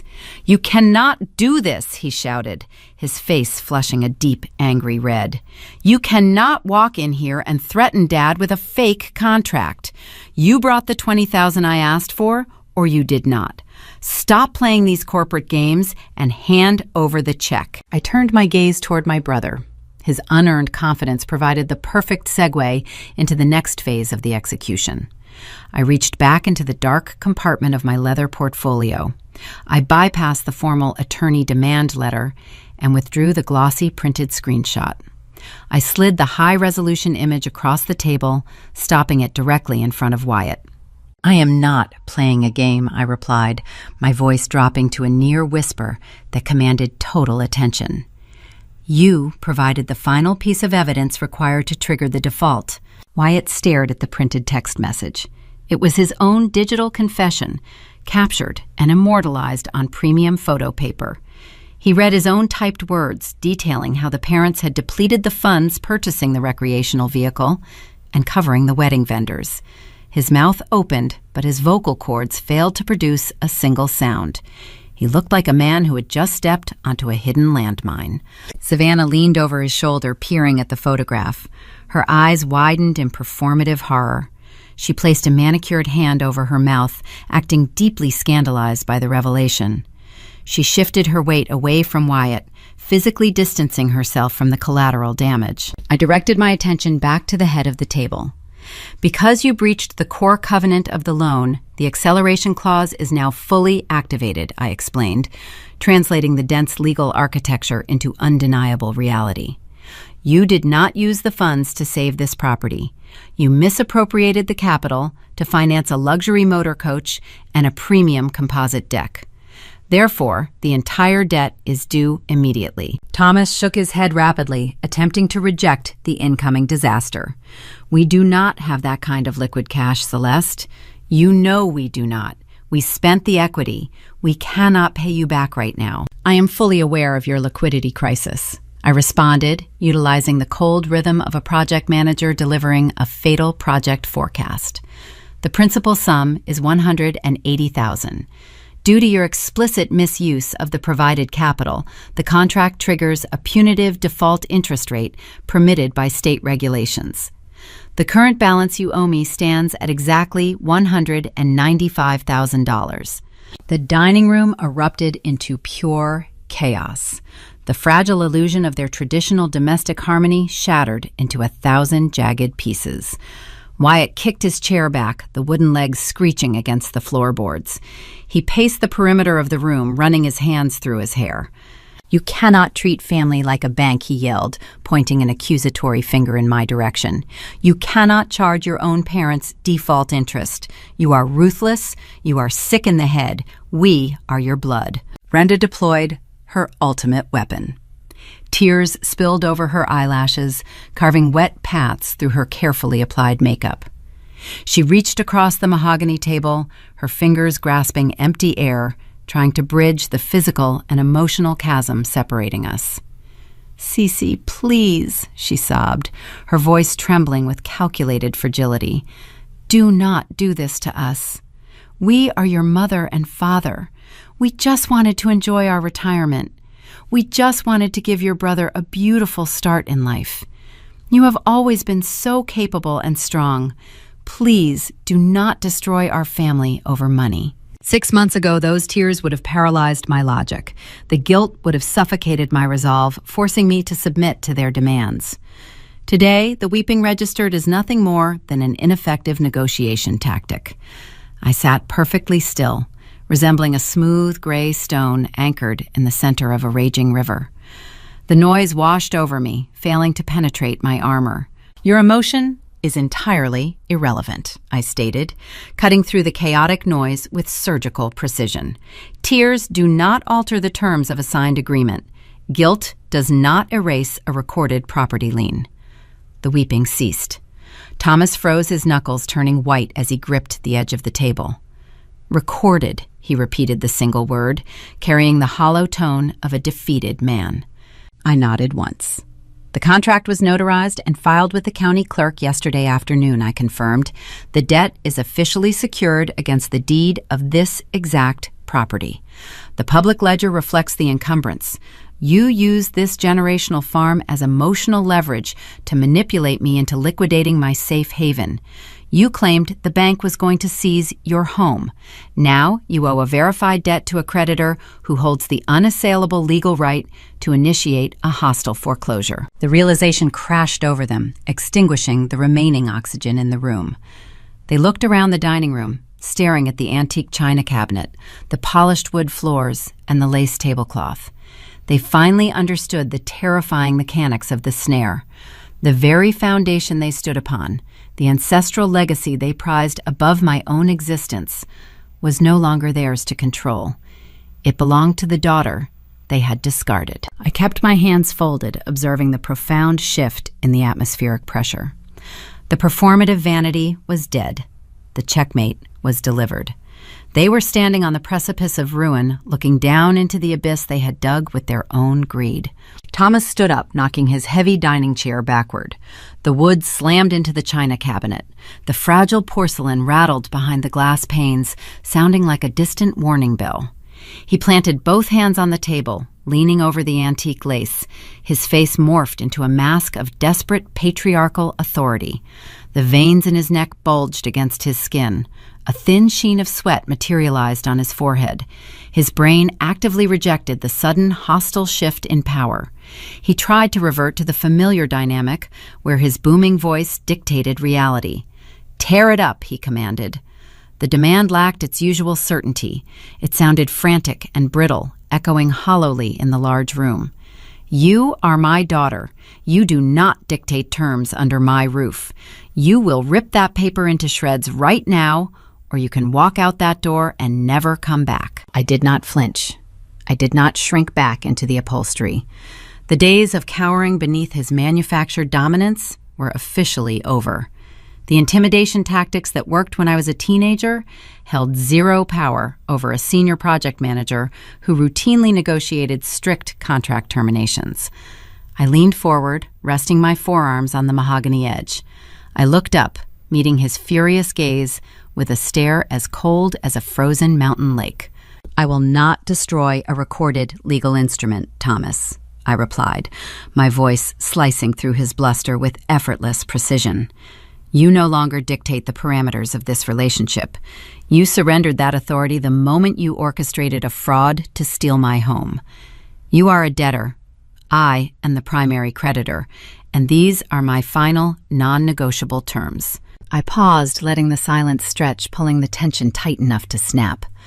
I wanted him to feel the inescapable weight of the trap closing around his ankles. "You have exactly 60 days to secure new financing," I stated, ensuring every syllable landed with devastating clarity. "You will refinance this farm, or you will liquidate your assets. If a wire transfer for $195,000 does not clear my designated holding account by 5 p.m. on day 60, my attorney files the formal default notice with the municipal court." Brenda let out a sharp, strangled gasp. She pressed a linen napkin to her mouth, her eyes wide with unadulterated terror. "If that deadline passes," I continued, keeping my tone flat and unyielding, "I will execute the lien. I will seize the physical deed to this property. I will legally evict you from the premises, and I will list this acreage on the open commercial real estate market to recover my stolen capital." The silence that followed was total. It was the terrifying quiet of a vacuum pulling the oxygen directly from their lungs. The ambient noise of the crickets chirping outside the screen door seemed to magnify, filling the void. The grandfather clock in the hallway ticked a slow, rhythmic beat, sounding like a judge striking a wooden gavel against a sounding block. The unexpected payoff crashed down upon them, settling heavily onto their shoulders. They realized the inescapable mathematical reality of their predicament. They could not manufacture that level of capital through hard work or frugal living within a 2-month window. Their fixed income could not support a commercial loan of that magnitude. They possessed only 2 options to avoid immediate homelessness. They had to sell the generational property, or they had to cannibalize their performative vanity. To save the ancestral soil, they would be forced to sell the luxury motor coach at a severe depreciation loss. They would have to drain the extravagant wedding budget. The very items they purchased to elevate their social standing were now the only tools available to prevent their eviction. The fragile bonds holding their traditionalist facade together snapped. When resources are plentiful, parasites feed in perfect harmony. When the host shrinks, they turn their teeth upon each other. Wyatt directed his fury away from me and aimed it directly at the head of the table. "You told me the cash was free and clear," he shouted, his face contorting with a sudden, ferocious rage. He pointed a shaking finger at Thomas. "You said you handled her. You said she handed over the equity without asking a single question. Now she holds the deed to the farm." "Watch your mouth," Thomas bellowed, his face flushing a deep crimson. "We did this to protect the legacy. We bought that recreational vehicle to enjoy our lives. We gave you money for your expensive caterers. We supported your lifestyle. You used my future to buy a travel trailer." Wyatt fired back, his entitlement overriding any remaining filial respect. He stepped toward his father, his fists clenched at his sides. "If you have to sell the coach to pay her back, you are going to lose thousands in depreciation. My wedding fund is gone. The down payment for my house is gone. You ruined everything. You lied to me." Savannah stood up, pushing her heavy chair away from the table. The glossy bridal magazine slipped from her lap, landing on the hardwood floor with a dull thud. Her performative horror dissolved, replacing itself with a cold, calculating survival instinct. She belonged to a demographic that valued financial security and social status above all else. She looked at Wyatt, not with profound love, but with deep pity and mounting disgust. She was not marrying into a wealthy, established rural dynasty. She was engaged to a man whose family was plunging headfirst into catastrophic debt and public humiliation. "I am leaving, Savannah," announced her tone stripped entirely of its previous sugary sweetness. She reached for her designer handbag resting on the adjacent chair. Wyatt turned toward her, panic instantly replacing his anger. "Savannah, wait," he pleaded, holding his hands up in a placating gesture. "We can fix this. We can figure out the house. I can get a second job. We can scale back the reception." She shook her head, her expression hardening into a mask of pure rejection. "There is nothing to figure out, Wyatt," she stated, her voice echoing with finality. "Your parents are about to face a hostile public foreclosure. You have zero capital. You have no savings. I cannot plan a secure future in the middle of a financial war zone. This engagement is over." She did not wait for a response or a tearful goodbye. She turned on her heel and marched out of the dining room. Her sharp footsteps echoed down the hallway, followed by the decisive slam of the front door. The engine of her compact sedan flared to life, outside gravel crunching loudly as she sped down the driveway, escaping the blast radius. Wyatt stared at the empty doorway, his domestic fantasy dissolving into dust right before his eyes. He let out a primal scream of frustration, grabbing a crystal water pitcher from the table and hurling it against the far wall. The thick glass shattered into 100 jagged fragments, raining down onto the floorboards. Water splashed across the floral wallpaper. Brenda shrieked, covering her face with her hands, sobbing into her palms. Thomas sank back into his chair, looking like a deflated, empty shell of a man. The patriarchal authority he wielded for decades was broken, shattered by a single sheet of paper and his own negligent arrogance. I sat at the foot of the table observing the destruction. The scene offered a profound, visceral satisfaction. The people who demanded I set myself on fire to keep them warm were now burning in a furnace of their own making. I watched the collapse of their performative traditionalism. They were not a loyal, supportive family unit. They were a collection of selfish individuals bound together only by mutual greed. The moment the stolen money vanished, their allegiance to one another evaporated. They were turning on each other, fighting over the shrinking scraps of their ruined empire. I did not need to offer a parting lecture. The consequences of their deception were already executing their grim work. I reached forward and retrieved the promissory note from the lace tablecloth. I slid the crisp white page back into the dark compartment of my leather portfolio. I pulled the brass zipper closed, securing the legal instrument. I stood up, pushing my chair back with a smooth, controlled motion. I adjusted the lapels of my charcoal suit. I looked at the 3 weeping, shouting individuals. I felt zero empathy for them. The emotional tether was permanently severed. I turned away from the dining table and walked down the hallway. I stepped through the front door out onto the porch. The cool evening breeze washed over my face, clearing the stagnant air from my lungs. The string lights draped across the luxury motor coach flickered, casting long, distorted shadows across the dirt. I walked down the wooden steps, gravel crunching beneath my boots, and climbed into my truck. I turned the ignition, leaving them to drown in their ruin. The 60-day countdown commenced the second I drove away from the plains. I returned to my sterile Denver apartment and placed my smartphone on the kitchen counter. I did not block their phone numbers. Blocking their contact information would indicate fear or lingering emotional vulnerability. Leaving the communication lines open provided a front-row seat to their inevitable collapse. Over the next 8 weeks, my voicemail inbox transformed into a chronological audio documentary of their unraveling. I listened to their descending stages of grief while reviewing clean energy proposals, sipping warm tea, and experiencing zero remorse. The initial phase featured unchecked hostility. On day 4, Thomas left a 3-minute recording. His voice boomed through the tiny speaker, projecting his trademark bluster. He informed me he had retained a formidable local attorney. He threatened countersuits and endless litigation, promising to drag me through the municipal courts until I surrendered the promissory note. 2 days later, a formal letter arrived from a strip mall practitioner located in their rural county. I did not read the contents. I forwarded the sealed envelope directly to Reed. My corporate litigator responded to their small-town lawyer with a single paragraph, citing the recorded property lien, the specific fraud statutes, and the verified photographic evidence. The local practitioner recognized an unwinnable battle instantly.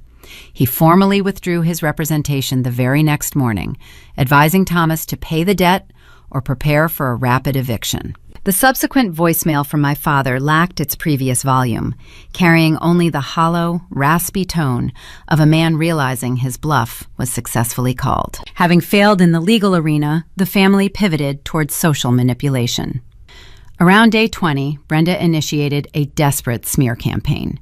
She mobilized the extended family network, deploying a series of weeping phone calls to my aunts and distant cousins. She spun a tragic fiction, painting me as a ruthless, greedy daughter, attempting to steal the ancestral farm out of pure spite. My phone began pinging with disappointed messages from relatives demanding I show respect to my elders. I did not defend myself. I did not compose lengthy paragraphs explaining the betrayal. Whenever a relative reached out to scold me, I provided a uniform, identical response. I told them to ask Brenda how her luxury motor coach handles on the highway. The inquiry operated like a precision-guided missile. The relatives asked the question. The truth emerged. When the extended family discovered my parents utilized my liquidated house to purchase an exorbitant recreational vehicle while crying poverty, the manufactured sympathy vanished instantly. Rural communities possess a deep-seated contempt for performative wealth built on deception. The aunts stopped calling me.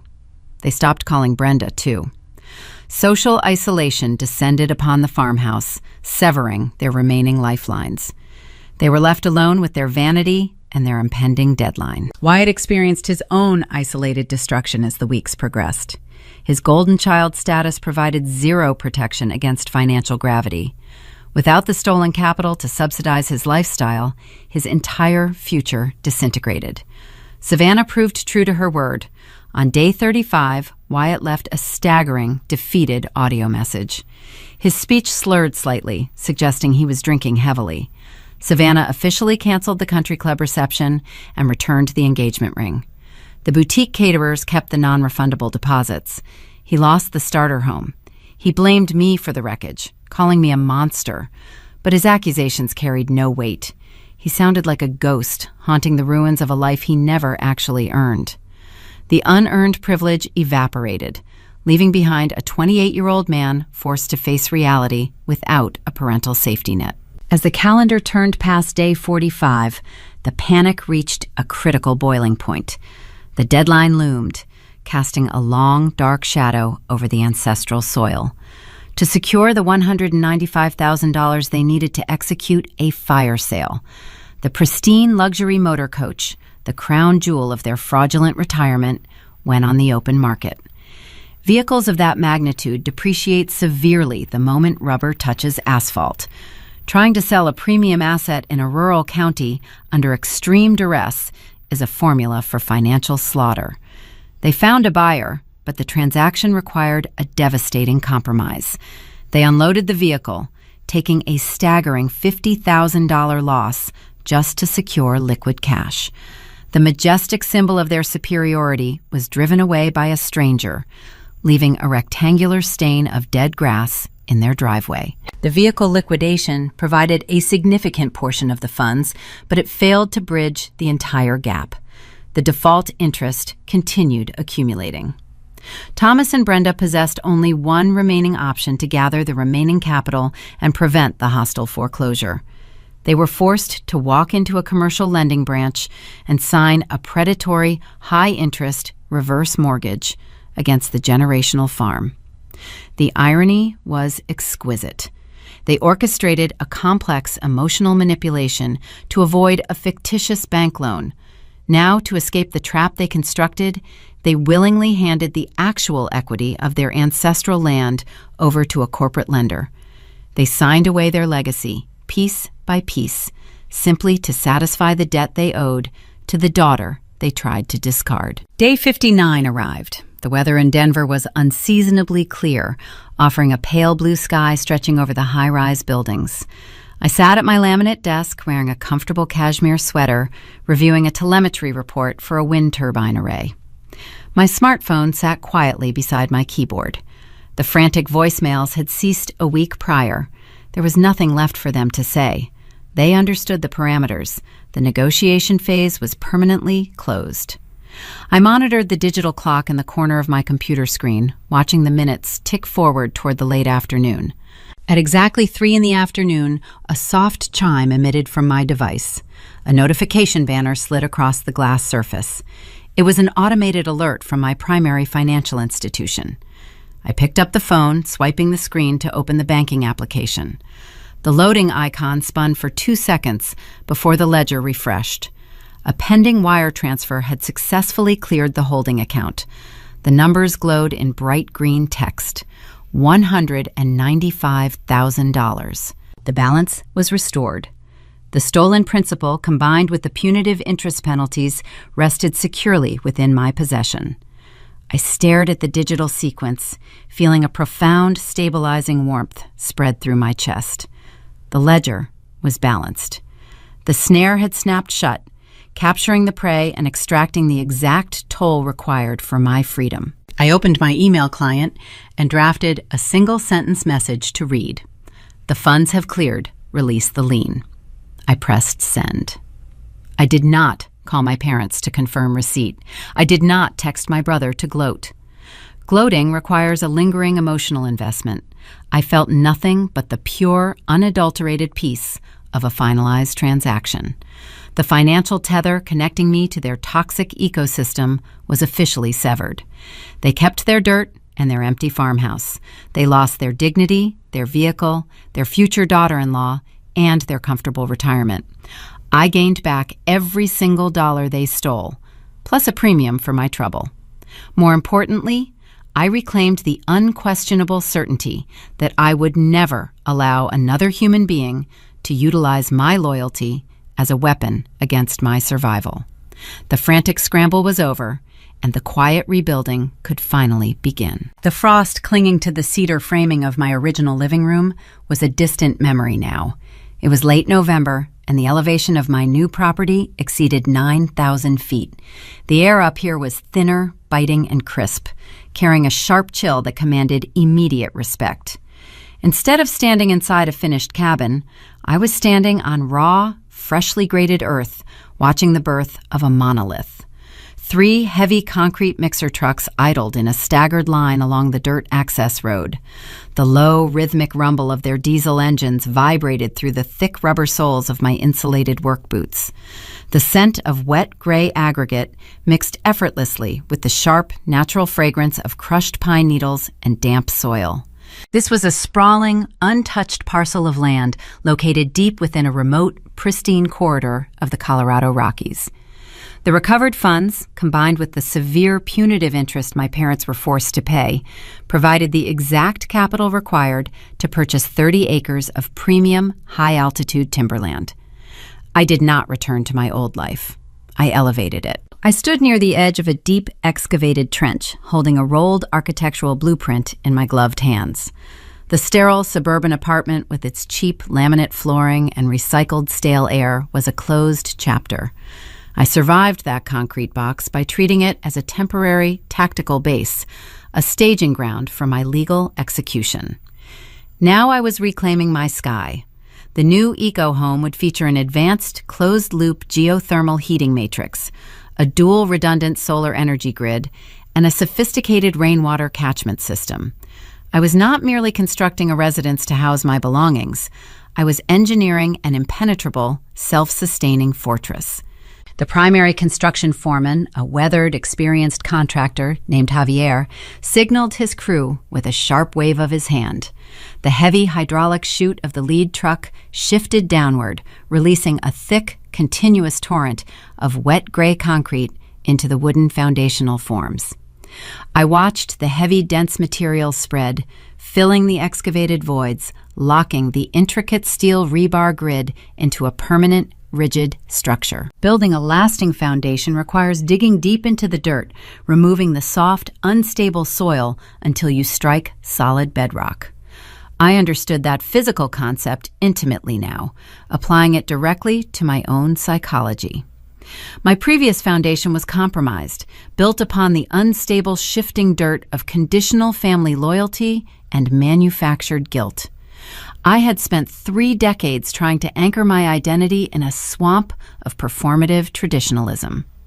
This new concrete rested securely on the bedrock of my own unshakable autonomy. The heavy equipment roared, drowning out the ambient sounds of the surrounding forest.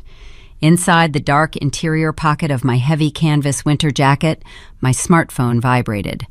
The rhythmic buzzing felt sharp against my ribs. I reached inside, pulling the device into the freezing mountain wind. The digital clock displayed across the lock screen read 10 in the morning. It was the 4th Thursday of November, Thanksgiving Day, a cultural holiday explicitly designed to celebrate domestic unity, shared gratitude, and familial bonding. A single notification banner rested across the glowing glass surface. The incoming text message originated from a phone number I had intentionally deleted from my contacts, but the numerical sequence remained permanently burned into my memory. It was Brenda. I unlocked the screen, tapping the icon to read the full communication. The message was a breathtaking masterpiece of performative delusion. It read exactly like a generic greeting card, stripped of all context, accountability, or reality. Happy Thanksgiving, Cece. Your father and I are thinking about you today. We roasted a beautiful turkey, and the weather down here on the plains is just lovely. Family is forever, no matter what silly misunderstandings happen between us. We hope you are doing well and keeping warm up there. Love, Mom. I stood on the edge of the construction trench, staring at the glowing pixels. A lesser woman might have felt a familiar tug of nostalgic grief or a sudden pang of holiday loneliness. A younger, naive version of myself might have drafted a bitter, angry reply, demanding an apology for the stolen equity, the fraudulent medical debt, the public humiliation, and the brutal emotional manipulation. I experienced none of those predictable reactions. I read the words and felt nothing but a profound clinical detachment. The sheer audacity required to classify a hostile property foreclosure and a recorded legal lien as a silly misunderstanding was genuinely staggering. The consequences of their theft had decimated their world. They lost their luxury recreational vehicle, taking a catastrophic depreciation hit. They mortgaged their generational farm to a predatory commercial lender just to avoid eviction. Wyatt lost his fiancée, his country club wedding, and his domestic future. Their entire social empire collapsed under the crushing weight of their own greed, leaving them isolated and disgraced in their rural community. Yet despite the wreckage surrounding her, Brenda still believed she could deploy a cheerful holiday greeting and magically reset the board. She operated under the toxic assumption that the passage of a few months would erase the forensic audit of their betrayal. She expected me to politely accept the olive branch and resume my designated position as their quiet, compliant safety net. They fundamentally misunderstood the nature of the bridge they burned. I did not type a response. Engaging with a parasite only invites further infection. Any reply, even a hostile rejection, provides the antagonist with the attention and validation they desperately crave. I tapped the small information icon located in the upper right corner of the messaging application. A menu of administrative options dropped down across the screen. I selected the function labeled Block Caller. A secondary prompt appeared asking me to confirm the permanent restriction. I pressed confirm without a fraction of a second of hesitation. I navigated back to the main inbox and swiped my thumb across the conversation thread, deleting the message entirely. The digital footprint vanished into the void. The connection was permanently eradicated. I slid the device back into the dark, insulated pocket of my jacket. I turned my attention back to the active construction site. The concrete continued to pour, leveling out inside the wooden framing. I watched the skilled workers smooth the wet gray surface with long metal trowels, finishing the concrete to a flawless mirror polish. The harsh, grueling lessons of the past year crystallized in the freezing mountain wind. Society aggressively conditions us to believe that family is an unbreakable bond, requiring endless sacrifice and infinite forgiveness. We are taught to endure toxic behavior, disrespect, and outright exploitation simply because the perpetrators happen to share our genetic code. We are told that setting firm boundaries is a selfish act and that providing infinite chances is a moral obligation. But true independence extends far beyond securing a lucrative corporate career or possessing the capital to build a custom house in the woods. Financial security is merely a mechanical tool. Genuine freedom is the psychological courage to walk away from people who demand you shrink so they can feel big. My parents viewed my progressive, solitary lifestyle as an insult because my self-reliance highlighted their own hollow dependency. They weaponized my success, trying to break my spirit to fund their vanity.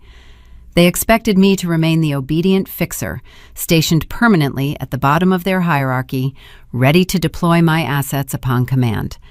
But the moment I stopped seeking their conditional approval, the moment I applied the cold, rigid logic of a project manager to my own personal boundaries, their power evaporated into thin air. Love that keeps a hidden, running ledger of your sacrifices is a business transaction.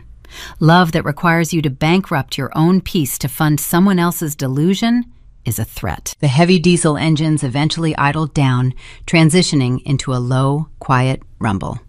The first major concrete pour was complete. The wet gray perimeter outlined the exact dimensions of my future living space. It was larger, stronger, and exponentially more secure than the home I sacrificed. I rolled up the paper architectural blueprint, tucking the cylinder securely under my right arm. I walked away from the trench, stepping toward the edge of the graded plateau. I looked out over the jagged, snow-capped peaks stretching endlessly across the western horizon. The sky above was a brilliant, unbroken blue, offering zero shelter and infinite possibility. The freezing air filled my lungs, carrying the crisp, pure scent of pine and fresh earth. The receipts were balanced, the debts were settled, the ledger was closed forever. I stood on my own mountain, experiencing a pure, unbothered peace, knowing the fortress I was building belonged exclusively to me. We construct our lives under the assumption that the walls we build will protect us from the elements. We pour concrete, raise cedar frames, and hang framed portraits in the hallways, convincing ourselves that the physical structure itself generates warmth. Yet beneath the pristine shingled roofs and behind the manicured lawns of the American landscape, a quiet, invisible decay often takes root. We live in an era captivated by performative traditionalism, where the outward projection of domestic harmony frequently masks a chilling internal void.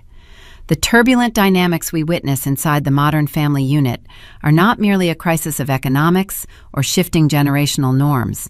They represent a profound spiritual drought.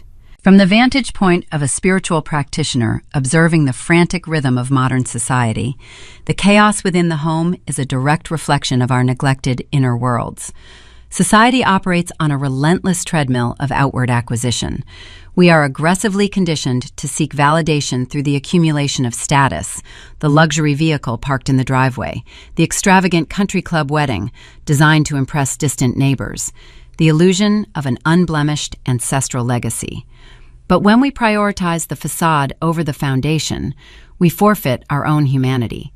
To navigate this existence with genuine peace requires the arduous, silent work of self-cultivation. It demands the pursuit of three vital internal pillars: the wisdom to perceive reality without the distortion of ego, the unwavering morality to act with uncompromising fairness, and the resilient willpower to correct our own flaws rather than projecting them onto our kin. For the parents tasked with the sacred duty of guiding the next generation, the lessons carved into the bedrock of consequence are severe. Raising children within a traditional family structure should be a daily exercise in fostering emotional safety and moral integrity. It is never a mechanism for extracting financial utility. When you weaponize the concept of filial loyalty, when you play blatant favorites to uphold a superficial social image, you are not preserving a legacy, you are actively dismantling it. True parental responsibility requires the deep spiritual wisdom to understand that a child is an autonomous human being, not a designated safety net stationed in the shadows to catch the fallout of your own poor decisions. Honesty and fairness are the only viable currencies in a functioning home.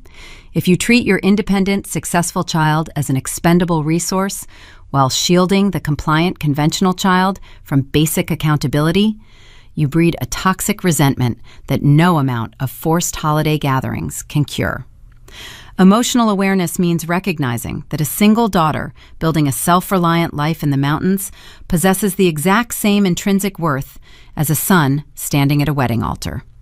If you demand that your child set themselves on fire simply to keep your illusions warm, you will eventually find yourself shivering in the ashes of your own making. To cultivate a true family, you must possess the raw willpower to look into the mirror, dismantle your own greed, and heal your internal fractures before they infect your lineage.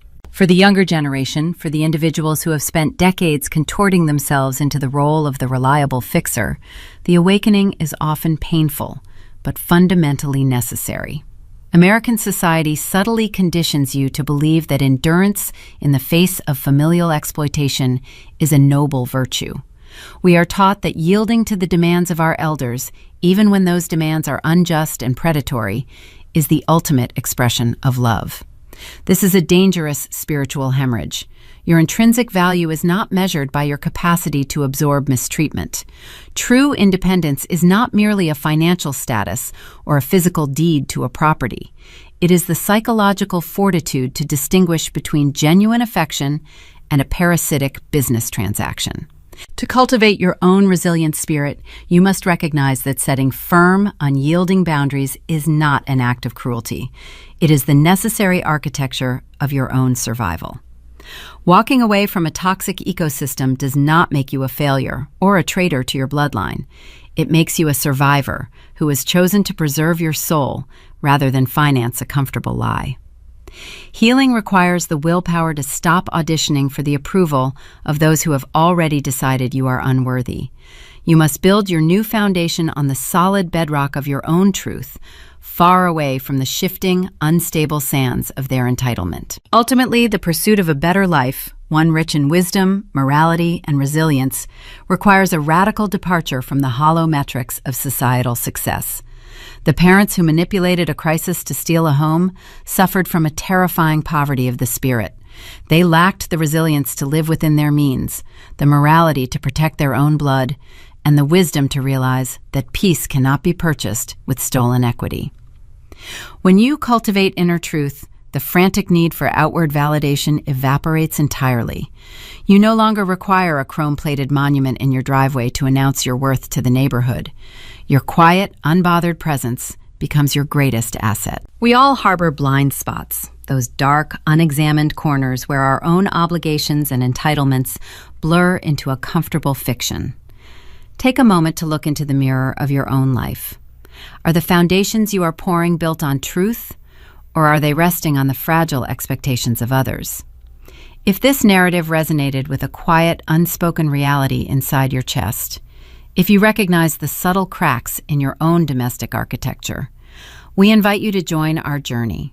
Subscribe to Mourning Revenge, a community where we explore the intricate, often painful dynamics of human obligation and the liberating, absolute power of reclaiming your own narrative. Conventional wisdom dictates that family is a sacred, unbreakable tether, and that unconditional forgiveness is the highest moral achievement a person can attain.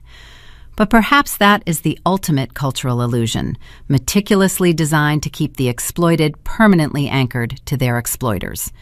Forgiveness without changed behavior is not spiritual enlightenment. It is simply an open invitation for further abuse. Sometimes the most profound act of spiritual clarity is not turning the other cheek to absorb another calculated blow. It is closing the ledger, locking the door, and leaving the thieves to starve in the barren kingdom they built for themselves. The truest, most merciful form of love you can offer a parasite is to deny it a host.